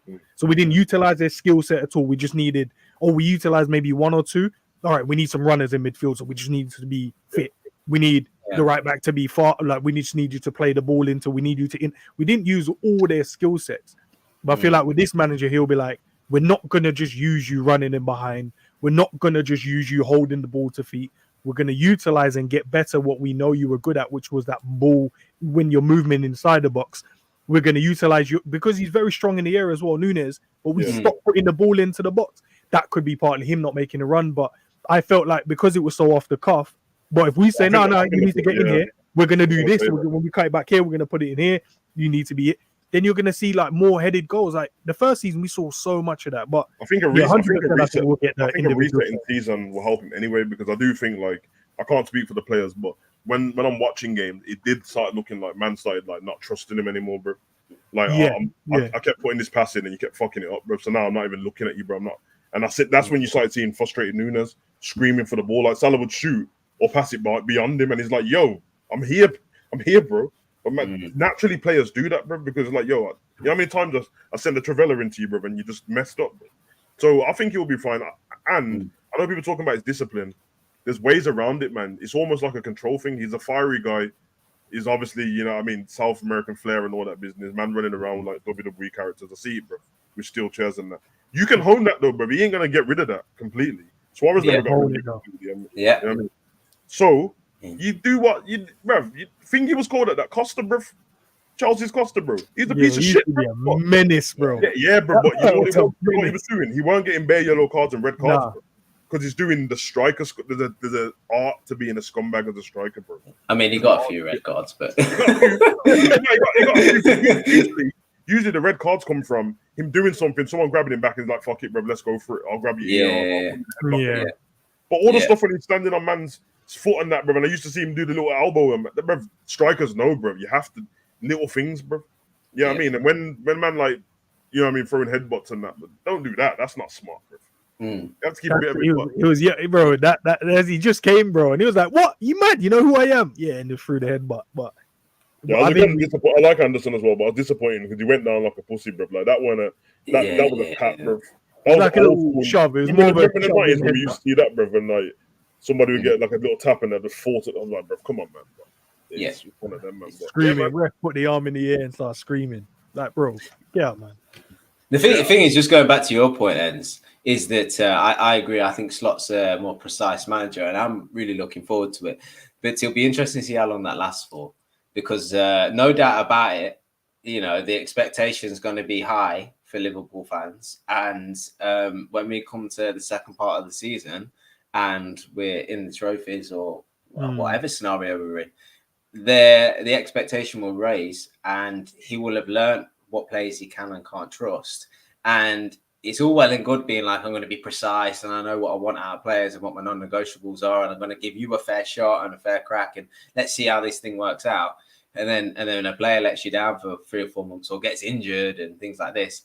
Naturally, over time, he will fall into, you know, not laziness, but he'll learn about this squad, and he will move away slightly from that everybody gets a fair chance to suddenly, I'm going to keep you in no matter what, Burge. I'm going to keep you in no matter what. So, Sally, you make us unbalanced, but bloody hell, you've scored 20 goals this season and at this point, and no one else has. So I'm going to have to. And then he's going to encounter the same issues that Klopp did. So I hope that he just sticks to his guns and remains that precise. The one benefit he seems to have is that he won't. I don't think he has one formation in it. And I don't know about the guy enough to say I've watched it. But from what he said, he doesn't seem, even when they asked him about the formation in the game, what we just played in that, he's like, no, I probably won't go in with this formation to the season. And when I asked him about like coming, because in all the conferences, they kept asking him about Man City in it, and he was like, no, I don't have to adapt to Man City. There's other teams that are going to come with different weeks, and I'm going to have to adapt to the way they play as well. And I'm like, okay, he's literally taking on it. All managers take the game on a game-by-game basis, but they don't take the tactics and the formation and everything. He seems like, yeah, bro, like these two teams might be the same, so I'll play the same, but we got Man City this week. You might see something different in the squad, whereas the way we played before, not dissing it, we won the leagues and Champions League like that, safe. But it's like, we're just going to play our best 11 because that's what you should do. And there's nothing wrong with that. That is probably the most proven way to win big football matches, play your best 11. But I did mention, I think I've mentioned it the other day, there was that thing what I used to see Fergie do, bro, where he's best 11, but then all of a sudden the Champions League came in and Part G Song and Fletcher was in. I'm like, because I didn't think they were techie as a kid. But why are you putting Fletcher in, bro? Then you'd find out real quick why you put Fletcher in, bro. Then you'd find out like, oh, we had Arsenal on midweek and O'Shea played. Why did O'Shea play? Then he scores and then he defends. And you're, he needed to bully the man. Then he's coming up against Everton. Everton's got, up until now anyway, they got big defenders. They got tall guys in the squad, the Corey, the handbag up front, bro, the 2 centre backs. Okay, this week, you know what I mean? Oh, Trent, you've got lapse in judgment at the back post, bro. I just know you have. So when we play against this big team, you're not playing, bro. It's simple. Yeah, we'll bring you on if we need you. Yeah, to. you come off the bench and we'll probably put you somewhere else, but can't trust you there, bro. Because it's a recurring pattern, bro. Yeah. Robbo, you go gun ho sometimes with these teams. Don't really need you doing that against this low block and that. We need to break them down. So assuming you're coming into play today. I don't expect you to do with every single player on the pitch because you do have your star players, isn't it? But Do you know what? Can I add a slight? I know you want to move on to obviously Klopp and stuff, but just a quick thing on that as well, Cav. The reason why I don't think he will, I think based on the managers he's mentioned, the Zerbis and the Pep, just to mention a name in terms of managers he's looked at in terms of style of play, and I'm looking at them in terms of their principles and players. They never really go, well, if you're my best player, if you're not performing, you don't get in because you're not offering what the system and the rest of the squad needs. So, and Pep does it as well. There's games when we're like, oh, hold on, Kevin De Bruyne is on the bench because he's not offering what I need for this particular game. And then he heats up Kevin on the bench, go, oh, so you're not going to. So when I go on, I'm going to show you, Gaffer. And then there's games when Kevin De Bruyne comes off the bench, 3 assists. You're like, oh, so Man City was struggling. He's just stepped off the bench and got 3 assists. Yeah.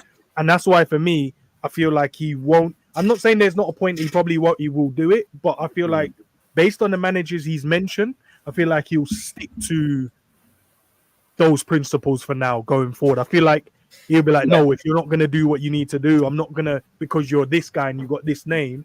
No, if Bradley's playing better, Bradley will play. That's from what I feel. And he's got quite a task because we're all talking about, speaking very optimistically about next season and the squad, and we're excited about this new manager. But he is going to have to implement a style, get instructions across to the players, get along with the players. There's still some to come back. You know, some people in there that have been at Liverpool, have been the best in the world at times and have egos, you know, whether you see it on the surface or not. He's going to have to get along with them. He's going to have to manage them.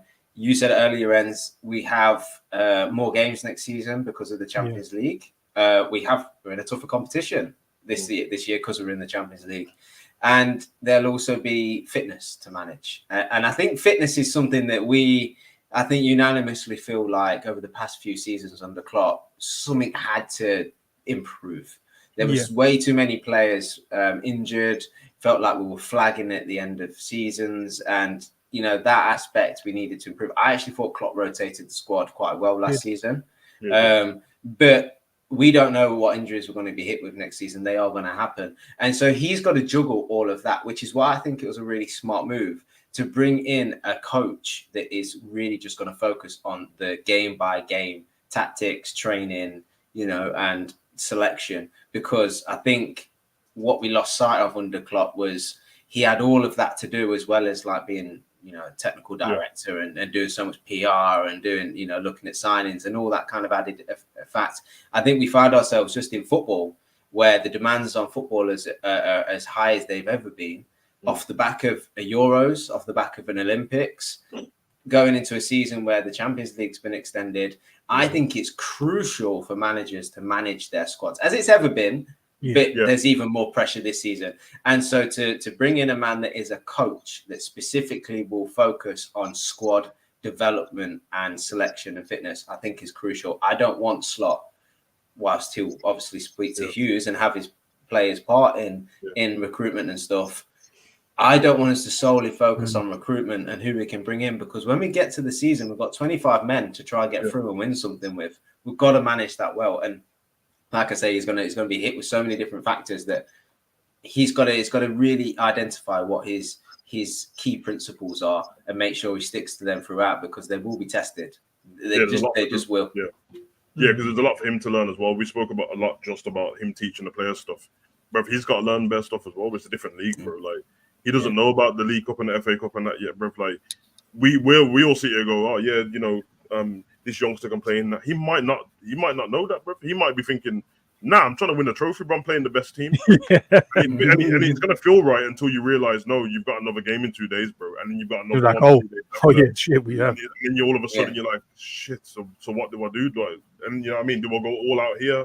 Do I try and balance this? That's why the job's not as easy as everybody thinks it is. I think you're right, man. It's gonna.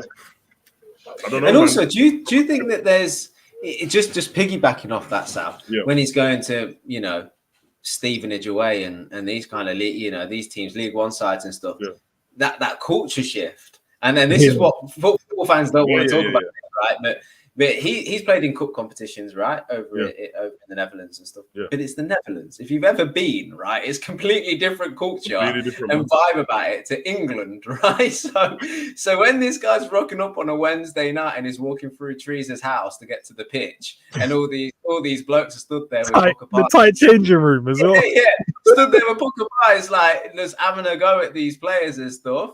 It's going to be different. It's going to be a culture shock. There's so much that he has to get to grips with. And, you know, Liverpool fans, in terms of like how we treat our club, not on the internet, but in real life, we're not really, I say not really, we don't ever boo our manager and do stuff like that. Mm-hmm. Okay, but yeah, Klopp built up that trust and everyone would never boo him, bruv. This geezer's brand new, bruv. We don't even know. Couple losses and that, and all of a sudden hearing these boos that we'd never heard before, bro. You have to learn all of that stuff. At the moment, he's fresh faced and that, and he doesn't have to. He's trying to make these little jokes in press conferences where he doesn't give too much away, but he try. Yeah, it's all good until you lose the game and man starts. How did you lose to Ipswich, bro? It's like, well, you know, we have to start off. No, but how did you lose to Ipswich, bro? Oh, do you know they do that anger management? You know that film when he keeps asking Adam Sandler the same question. But no, tell me about yourself. And again. Now you get mad. Mike say some off the cuff stuff in those press conferences. Oh, yeah, I love it. Love it if he does it. I'm calm. Just storms off afterwards. Bro, you're creepy, bro. We lose one of these games and that, and then all of a sudden, waiting for him to come out and Heitinger comes out to take the conference. You're like, whoa. With his high socks now. Yeah, when we was younger, bro, and you'd be waiting for Fergie to come out, Carlos Queiroz to come out for the interview. Like, what? Where's Fergie gone? Yeah, he ain't trying to speak to you, man, today, bro. Just off the weekend, bro. Yeah, it's crazy, man. The expectation's so high and the levels are so high, right? Yeah. That even if we lose one game in the first 5, we'll think Tower Challenge gone. Do you know what I mean? Like, and that's the crazy. That's football, right? That's the Premier League. Yeah. This isn't specific to Liverpool, but like. Let's be honest. We kind of all expect to finish top 4 next season. Yeah, we've got to be in the Champions League. We're Liverpool, right? I think unanimously between the three of us, we're excited and think our squad's really good. Mm-hmm. And there's that part of us, right, that I'll say that thinks, do you know what? If he comes in and just gets so much right, and the league just thinks, whoa, what's this, right? And we go on to win a league. We win every game come Christmas. Possible, bro. We lose 7 after Christmas, but it don't matter because everybody else is. We're saying Claudio Ranieri and that. Yeah, I swear. There's that part of us that's like that could happen, right? I tell you what, we lose one game in the first 5, that's gone. And that's the fairness of the whole situation. If you're winning to like win a few games and go, yo, we could go here, then naturally the other way is going to happen as well, isn't it? Bro. I said the same thing because in my head, I'm with the league. Like put it in say, Postecoglou's first season last season and in the Prem, and they knew what he could do before, but everyone's like, oh yeah, he played in this league, whatever, and that. The Tottenham started the season, and everyone's like, hold on a second, smoke, bro. What's going on here, bro? And this is without like they don't have Harry Kane, they don't have a proper striker. It's Richarlison, he ain't scoring no goals and that. Then they get their injuries and they fall off. They didn't just start playing shit. So we've seen it happen a few times, but.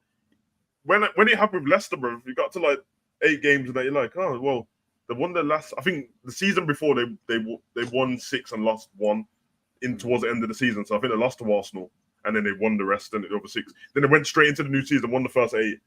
And I'm like, hold on a minute. Oh, Leicester might get Europa League this season. He just goes on a bit more.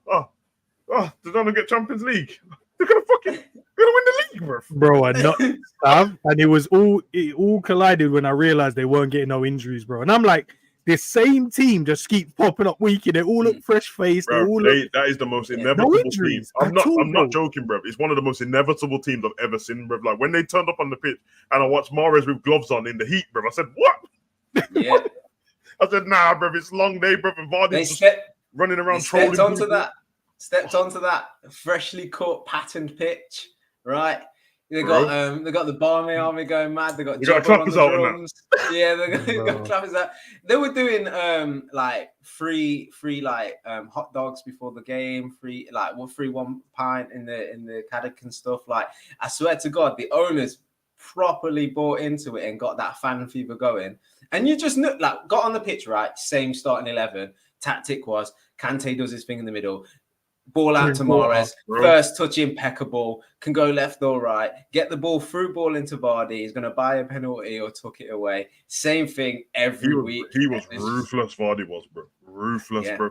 And then the had the little man, Akazaki, just come off the bench, said, this geezer's a genius. Yeah, bro. And he had all Brighton doing bits, drink water. Yeah, bro, and drink and water and Kante that, bro. go down as most Simpson. underrated double pivots. Yeah. I'll tell you one thing, bro. Them two. If VAR came in that season when they were going to win, they wouldn't have won the league, bro.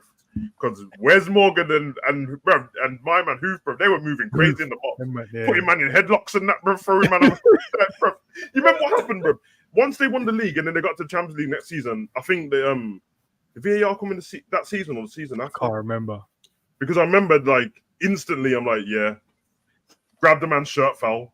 All of a sudden, I'm like, nah, bro. He's like, yo, this is a whole tactic, bro. What you doing, man? Fight people, man.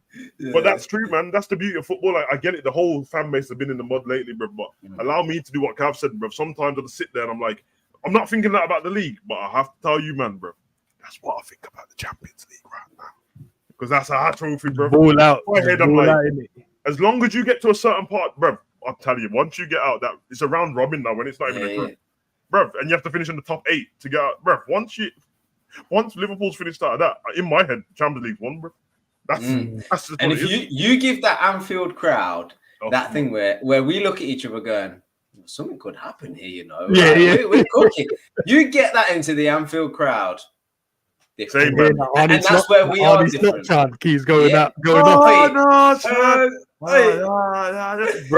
a long day still. When I heard it on the mic, I realized that shit, when the whole fan base sing it and we're cooking someone, I promise you, bro, the players that we're playing is gonna fight up. You know them games, them December nights and that when it gets real cold and that, it's a bit foggy and that. You know what I mean? You breathe and you can see, but it's a long day, bro.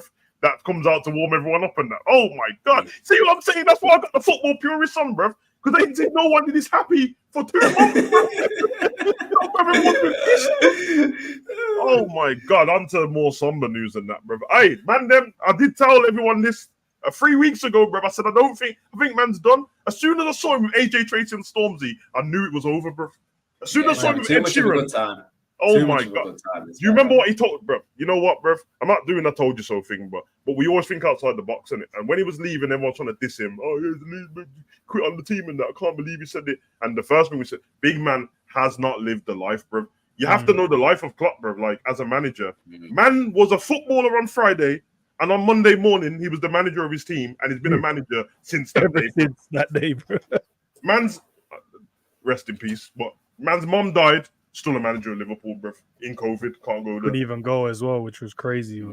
Brand new grandkid and that can't go see the grandkid straight away, bro. Gotta wait. I saw his face in the last interview when he was talking about his grandkid. I said, "It's over, bro. This man just witnessed life for the first time since he was like 20 years old, bro." Hey, I'm happy for him, bro, and I'm even more happy because Liverpool's his last club. It's a beautiful thing, bro. Get the man a statue, bro. Oh, we're blessed, aren't we? Aren't we blessed, right? We've had one of the best managers of all time, and we're not going to have to see him go coach a rival. Nah, bro. Come on. Can we check some? I don't know if you guys can. I might do it as well while in the background. When our last manager, well, not the last manager, left, but did we build a statue when the last manager left? The one before, the one that won us all the Champions League. Pagan, yeah. We built it way after. Okay. All of them statues are built a while after. But it's a new day, man. Let's not waste no time, blood. Because we got some. I don't like the idea of statues. You try to get into the ground when it's just before kickoff. We don't need more obstructions, man. No, but to be fair though, the way that I've loved the way they built the outside bit. So there's a lot of room in it to walk around. We'll see, man. I'm okay with waiting in that because the man's a legend anyway. They just gave the Klopp museums there now, innit, in the tour that got there. Yeah, I mean, and obviously the Klopp end's so famous, but it would have been called if it was called the Klopp end, bro. I can't lie, bro. But I mean, we can't change the name, but I think we can do the thing where this is the actual name, but people just call it the Klopp end, bro. Was it Bill Shankly was that one, and then who took over after Bill Shankly? Was Was it Bob Paisley that took over after Kent? Paisley, After yeah. so did Bill retire after that? When It was Paisley was his coach, innit? He was Shankly's coach. And then Okay.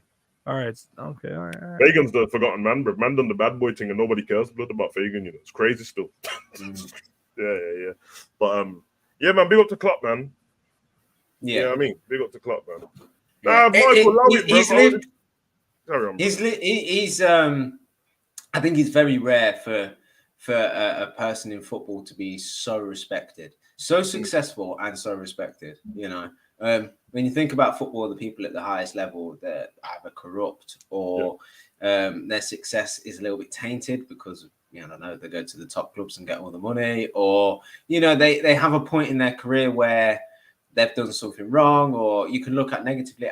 I just generally think when you go through his managerial career, it's not perfect in terms of success. He's actually lost a lot of finals and missed out by, you know, a point and stuff like this. But in terms of a career, it's how I would have wanted a career to have gone, where you're successful, you do things the right way, you work hard, you treat other people well, and you're respected by everybody in it. And I think that's great for him. And I'm pleased for that reason that he's decided to not come back into management, because I think his story's been told and I think it's great. Leave it there. You know, I do think he could come back in and do a job. Of course he could. But it's like, you know, great age doing it. It's a great age as well for him to get out. Yeah. You never know. And In the next few years, he might do. He might just one day wake up. I think he's done with coaching. I don't think he's done with football. I think see them FIFA boards and that, bro. You know, Wenger's about still. Wenger's about, and he's on one of them boards and that. Remember, Klopp. No one's gonna give him the credit for it, but loads of stuff in the Prem's changed because of Klopp having to moan about it, bro. Yeah. Yeah, I mean, he seems to care, and I think obviously when that thing happened with Diaz and the goal against Spurs and that, there was a lot of talk after that, and he was saying at the time, he was like, "Listen, this ain't for me, bro. Like, this is already done. This mistake's already happened. But for the next team, it doesn't have to be Liverpool, bro." And he's done that with a few things. You know what I mean? The kick-off, the winter break, the 5 subs, and the concussion thing as well. He pushed for that as well massively. Exactly. So more obviously, depending on what kind of football you fan you are, and it's not a problem if it's just for the football, but on a human level, bro, the geezer's a G, bro. Man would always drop them gems in. You know what I mean? He probably stops people make you realize a bit that, you know, the thing's bigger than football, because when you're moving around like a nut job and that, it doesn't feel like it, innit? But he'd always let you know pretty quick that, listen. Football ain't that important. I love the player.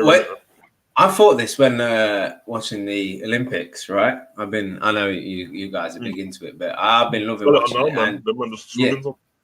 But like when you see the team sports and you look at like the camaraderie and the teamwork between them and this and that, right? And you just really, as a real like humility to it. Like, I don't know why we look at like the Olympics and gymnastics and things in particular where you see the person, not the sports star. Not the sports and star, in football, you don't. It's crazy. Maybe because that's the finances involved. And Klopp's the only person that I think's really just connected life and football together, you know? I think he's one of the few that's actually ever done that. And for me personally, I like that. You know, football's an escapism for a lot of people, but I also like to learn from these kinds of role models and stuff as well. I agree. That's why I've always like a nerd, bro. That's why when I'm always like, "Oh, when did Klopp say that?" Because I don't think there's an interview of Klopp I haven't watched, bro.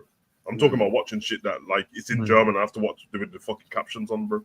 Like the geezer's G, man. And I think you're right about that, bro. I think the modern day, it's not cool to be a football fan that cares about stuff, innit? But you have to be solely, you know what I mean, a robot, and you know what I mean, and GA. And I'm like, bro, I don't really think of it. I don't run on anyone's channel to go banter the other team. I don't care, bro. Yeah, no, really, I could have. The way Arsenal reacted towards the end of the season, it would have been the opportune thing to go, you didn't make it again. I didn't say it once. I didn't message Tariq and go, I don't care, bro. Because I'm, you know what I mean. It's not cool to say certain things. Obviously, I don't want to. There's the standards at the club, the standards at every football club, and the standards in sports. All these athletes at the Olympics, they want to get the gold medal in it. You know what I mean? But are we expecting them to throw the silver one away? I used to be like that. I would be like, fuck these medals and that. But really, bro, it's a massive achievement. Massive achievement, yeah. And I don't understand why we can't say something's like, it's a big deal that you've done this. It weren't the end goal that you wanted. You know what I mean? And we're not going to run around and praise it. We're not going to do a parade for getting 4th spot. But under these circumstances, what happened here was pretty incredible, just between us football fans. And then when the other football fans come in, that I'll leave that argument to them because I don't have anything to banter you about because they didn't win a trophy. But I don't understand. That's why with Arsenal, unless you want to banter them, which is fine. Realistically, you're going to pretend like they didn't have a great season. They did. Overall, yes, there's no trophies picked up and stuff like that. But why is everyone sitting here shook about Arsenal that season then? Yeah, I mean, you should be. You didn't win another trophy. Man, you won a trophy. Liverpool won a trophy. You won nothing. Man City won the league again. You're like shit. Everyone's shook about them, bro, because they can see that there's an achievement in what they're doing bit by bit, and they need to get the end goal, of course. But it's a bit of a shame still. But football fans will be football fans, man. I don't know. Yeah. Fucking hell. I don't know if I saved any. Oh yeah, I think that's the question. Question: Jota, Gravenberch, Ibu. 2 days after they came back from holiday, they immediately had to join team training. Is that a positive?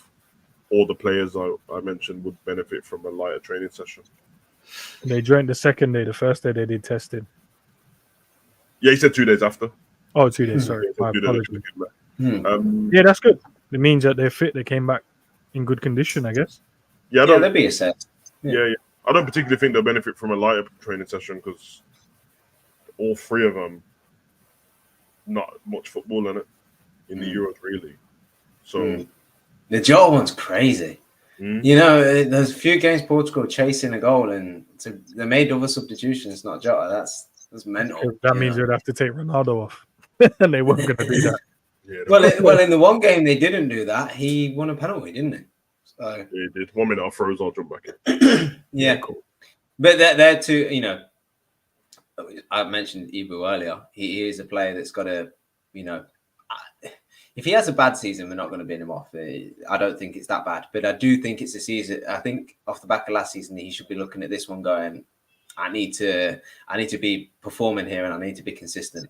And especially with Kwanzaa there now, you know, that time off the pitch, that them down performances, they can't happen too often now. You know, for his own, you know, career at Liverpool, I think next season he's got to come back. He's got to come back strong. And that will start from having a good preseason, you know, so that he gets in the team, so he actually gets selected in match day one, you know, and then go from there. And then Jota, man, like Jota don't need any training. He's got that EAFC fucking brain. He just knows what to do. Controller, innit? He's just a literal control pad. That's all he is. But yeah, no, like you said, bro, I'm happy that they're back as well, man. It's good to see them as well. Ibu in there, I don't know if you've seen the insider training stuff, but already causing havoc, slapping players and whatever. And then I was seeing they showed us a smaller clip for the insider training. It was more them doing a bit of rondos and moving the ball really quickly and whatever. But yeah, no, it's good to have these type of players back in, man. It gives us, I don't know, a bit more first teamers around to kind of be ready for that first game. Where we're still missing how many? I think I mentioned 6 players that still hasn't even took part in a training session yet. So yeah, I'm just glad, man. And maybe they play a part in the game. Is it early morning for us? Or half 12, isn't it? Half 12 our time, right? Yeah. Oh, okay, so yeah, maybe they play a part in that. We'll just have to kind of wait and see, man. But yeah, it's good. It's important. Like, I know all those fans are probably, some fans are thinking, bringing the players back too early, that's going to upset them and this and that. Look, if there was ever a summer to bring these players back early and get them into preseason, it's this one. Like, they need to be back, learning the tactics, knowing what the manager asks of them, because when we get into the season, there's not going to be the days to do that, you know. And what they don't want for their own careers is that, you know, Trent's off at the minute as an example, you know, paddleboarding, whatever he's doing, okay, and Bradley's there. Bradley's there, playing well, training well, impressing the manager, right? Learning the tactics, understanding what the manager asks of him. The manager knows what he's going to get out of him. You don't know what he's going to get out of Trent. Ipswich comes around, who's he going to pick? He'll start Bradley, I reckon. Yeah, you pick Bradley. Yeah. You can't chuck Trent in because of the name, because of what he's done in the past in a different regime. You've got to go with what you know, as long as you think that's good enough to go and win the game. Bradley, if he performs as well as he did in those 5-6 games before he had his time out because of the off-field stuff, if he performs that well in 5 games, I'm not taking him out. I'm not taking him out at all, bro. I'm not taking him out. He's playing, bro. So if I'm a first teamer, if I'm Ibu, I'm Jota, I'm any of the rest right now, of course you need a break. You need a rest. They'll manage themselves. They'll be conscious about, having that time away from football and stuff. But they need to get back quick because everybody's getting a chance. Everybody is. So and with Sav and I was talking the other day, we were saying Slot at the minute has got the most moldable players there because he's got the youngsters. So they're all going to do what he asks. Honestly, and he's going to be so impressed by that. The minute these first teamers come back, they've been playing for 10 years and they're like, nah, I don't quite get that. I don't understand what you're saying. That's not how I've been successful. He's going to face some challenges. He might not. He might just take the easy route and pick the players that are listening to him. And drip feed in the latecomers. We've got such a young squad as well, man. That's so underrated at times. When we speak about, not us in general, but when people speak about our players, they speak about them as if they're at the back end of their career. There's obviously a few of the senior players like your Mo's, you'd say Robbo, goalkeeper. I wouldn't even mention Ali. You can play to whenever. Virgil, he could probably play, and Mo, how they keep their bodies, but they're in their early 30s kind of thing. But most of the squad are pretty much like, let's say 20 to 25. That's still a very young squad of players that we have, man. So. But yeah, I just feel sometimes when they speak about the players, like they're at the back end. Ibu's at the back end. This guy's at the back end. That guy, Sobbo is at the back end. Gravers is at the back end. Curtis is at the back. They're like 23s and 24s and 22s and 21s. Like they're still young players. Yeah. So in a football world where the best players are at 30. Yeah, they got a decade. They got a decade in them. It's crazy. It's just. Yeah, I think our youngsters are great though. And the crazy thing is that Kwanzaa is young. I see him as a first teamer. Bradley's young. I see him as a first teamer. Our youngsters are great. Bisesic. I think he's going to be great. And then you've got the lads behind them. Doak. Hopefully he gets some game time to impress next season and stuff. We've got some really, really good youngsters, and I don't watch too many podcasts nowadays, but I've watched one or two where they're like, "Our academy's this, our academy's not that great," and this and that. I'm like, I don't think that at all because I'm looking at Doe, Bisesic, Kwanzaa, Bradley. Yes, they're not Scousers. They weren't born in Liverpool, right? But they come through the academy. I'm going to class them as a Liverpool academy prospect that's turned footballer, pro, and got into the first team. I think they're great. And then there's the ones that are a little bit unknown, Morton and Ayonye, who come on the other day and stuff. So. Dan's everybody wanted dancing ahead of Nunes last season. So. Dan's out here doing Adidas adverts, bro. This geezer's model now, but I mean, bro. I think that's really exciting. Really exciting. As long as we get it right. Was it Beck? I think Owen. Yeah, Owen Beck was on stage with Sabazalai and Kwanzaa, and I could see like Kwanzaa and Beck's face, man. It's like new to them, innit? Because they've just been kids, brother. Now they're in front of a big crowd. He was on. He was in the Philadelphia, one of them places, and then he was just like, "Oh, how does it feel, Kwanzaa, to be out?" He's like, "I ain't gonna lie, I'm nervous still." It was crazy still. I like it, man. And then the geezer was calling out for the crowd. There's a buzzer line. Is that the away kit? Then he stood up and unzipped the top, and that he's like, "That's the away kit." I'm like, "Yeah, this is cold, man. This is cold, man. I like that, man. It's all new to them, bro. But yeah, you're right, man. Anyway, all the people like our academy shit and all that, bro. Let me go back and watch your videos when we won the League Cup and see if you're saying it then, bro. You know what I mean? I'm not having it this season, bro. I'm just saying, if you don't rate the League Cup and the FA Cup and you think it's shit, how about for them days and that? Let me get the views on it, bro, and use lot to have a day off, bro. You know them way there, man. Have a day off. You're just taking up the views and you don't care on that, bro. Just relax, man. Yeah, live. Yeah. Enjoy this, man. I enjoy this, guys. Good. Nah, it's been dope. It's been dope, man. You know what I mean? Speak with sensible people and that, it goes. Any more questions? Anything that you want to say to the chat? I'm just watching this decathlon, bro. This is crazy, bro. These are athletes. These are athletes, bro. These lot, they just came out of the sea, bro. They just came out the sea and then jumped on a bike. And they jumped off the bike and ran, bro. So I'm like, how many miles did they have to swim in? Man, they're just swimming. I don't even know. I'm gonna have to check the distance on that properly. Yo, you know all the different stuff I have to go through your head jumping out of the sea, not the swimming pool, bro. The sea, bro. Cold water, jump on a bike and then speed in wind. And then you got wet feet and you got to run to the end, bro. Yeah, these lot were collapsing on the floor. Now. I rate it still, man. Big up to the It's been Olympics. great, hasn't it, though? The Olympics. I love it, man. Yeah. Great. I love it, man. I wish need to run back the 2012 Olympics kind of thing, but the UK, there was good vibes when it was in the UK, man. I used to go to like the indoor championships and that.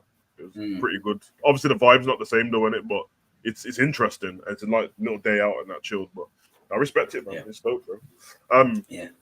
Predictions for the game today. I know it don't really matter, but predictions, score predictions.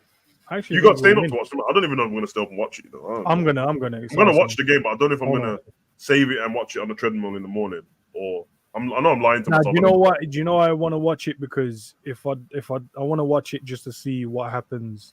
I want to see it fresh-eyed in it in terms of like seeing instead of maybe coming across narratives and stuff. It's easy to kind of keep away from it if you switch off, but sometimes you got a phone, you got a notification, and it will pop up, and then it'll be someone saying, this was shit or whatever.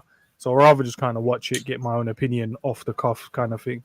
But I think we'll win. I think we'll win 3-1. I reckon we'll win the game. Yeah.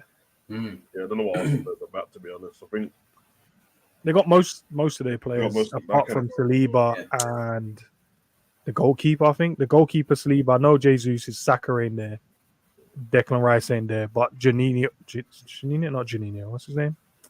The other Italian dude. Janino left a long time ago. Jorginho. Italian. I see Calafiori there as well, so he'll probably play. Gabriel's been there. Timber has been there. Yeah, I think that's it. I see the video last season of Calafiori with Bologna.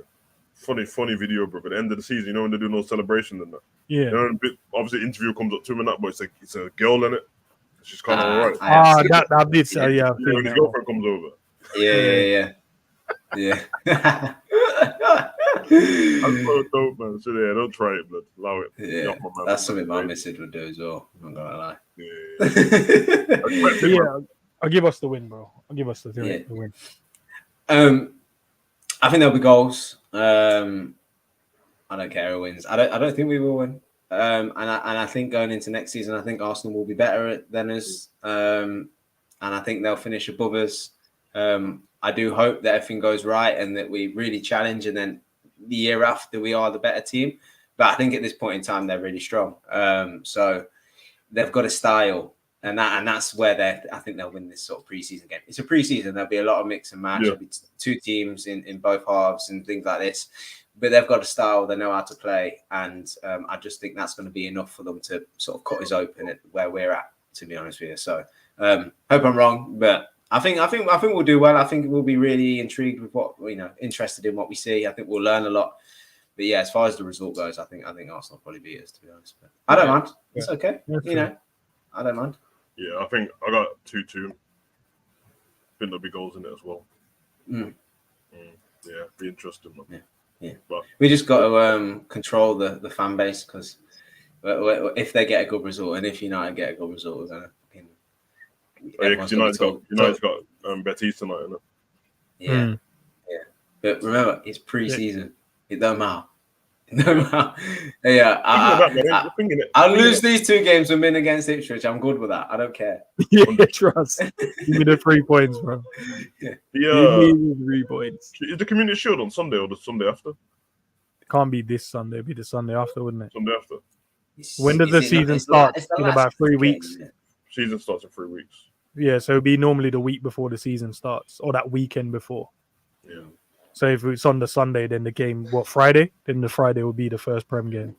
I'm looking forward to it though, man, because I want to see the team with attackers on the pitch, and that's what I want to see. So who's the charity? Man City, Man United? Yeah. Because they won the FA Cup, won the league. Cool. FA Cup and Prem.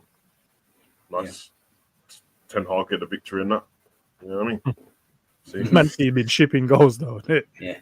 I'm pleased we're playing two strong teams though. I think it's important. It's no good playing the likes of Preston in a pre-season and then rolling into a Premier League. Play strong teams, see what you're up against. That's the benchmark then. And that's what I said. I think after these two is where signings would tend to happen, because then you can see roughly, okay, we need this or we need that. Or maybe I'm not going to get the best out of you for this for now. So if I get that in now, and then we can work on you later down. So I think after these two games where you'll probably see more of a kickstart in terms of, are we going to get these signings in? Yeah, I think it's the best time to check, man. You're playing against the best team, innit? Of what you're gonna play in preseason, so we'll see. But yeah, man, more important for the season start. We'll see, innit, man. When are we gonna do our predictions? The week before for the season. Yeah. Whatever. Let's see the preseason games. Finish the preseason games. That's gonna help us judge. Yeah, that should be interesting. So the last one is it Seville before the season starts up? Yes, yeah. Okay. So be dope, man. I'm looking forward to it, bro. A big up to you too, man, for jumping on, man. It's been fun still. Yeah, it's been good. Yeah, thanks. Use that in the chat as well. Thanks, bro. Yeah, man. And you got any videos tomorrow? Nothing planned yet, but you got the scheduled videos already out, haven't it? I think no, it's not out yet. I think the next one's dropping at 9 o'clock tonight. Is it 9 yet? Yeah, 5 minutes. It should be dropping. I think that's when I put it for. So the day after podcast, there's a video should be dropping on that one. If you haven't already, make sure you subscribe to that. But for tomorrow, I'm not too sure if there's anything. But I think if there's any good conversation to be had, we'll put something together. Yeah. All right, we'll do that, man. You heard him anyway, chat, man. Go over to his channel now, because if it's gonna premiere in the next 5 minutes, you might as well watch it straight after this. Stop being a bum, bro. You're like pretend like stop pretend like you got something better to do. You don't, because if you did, then you would have left already. Because you didn't know I was gonna do this video for 2 hours, did you? So go watch it, blood. You know what I'm saying? All right, peace out. Peace.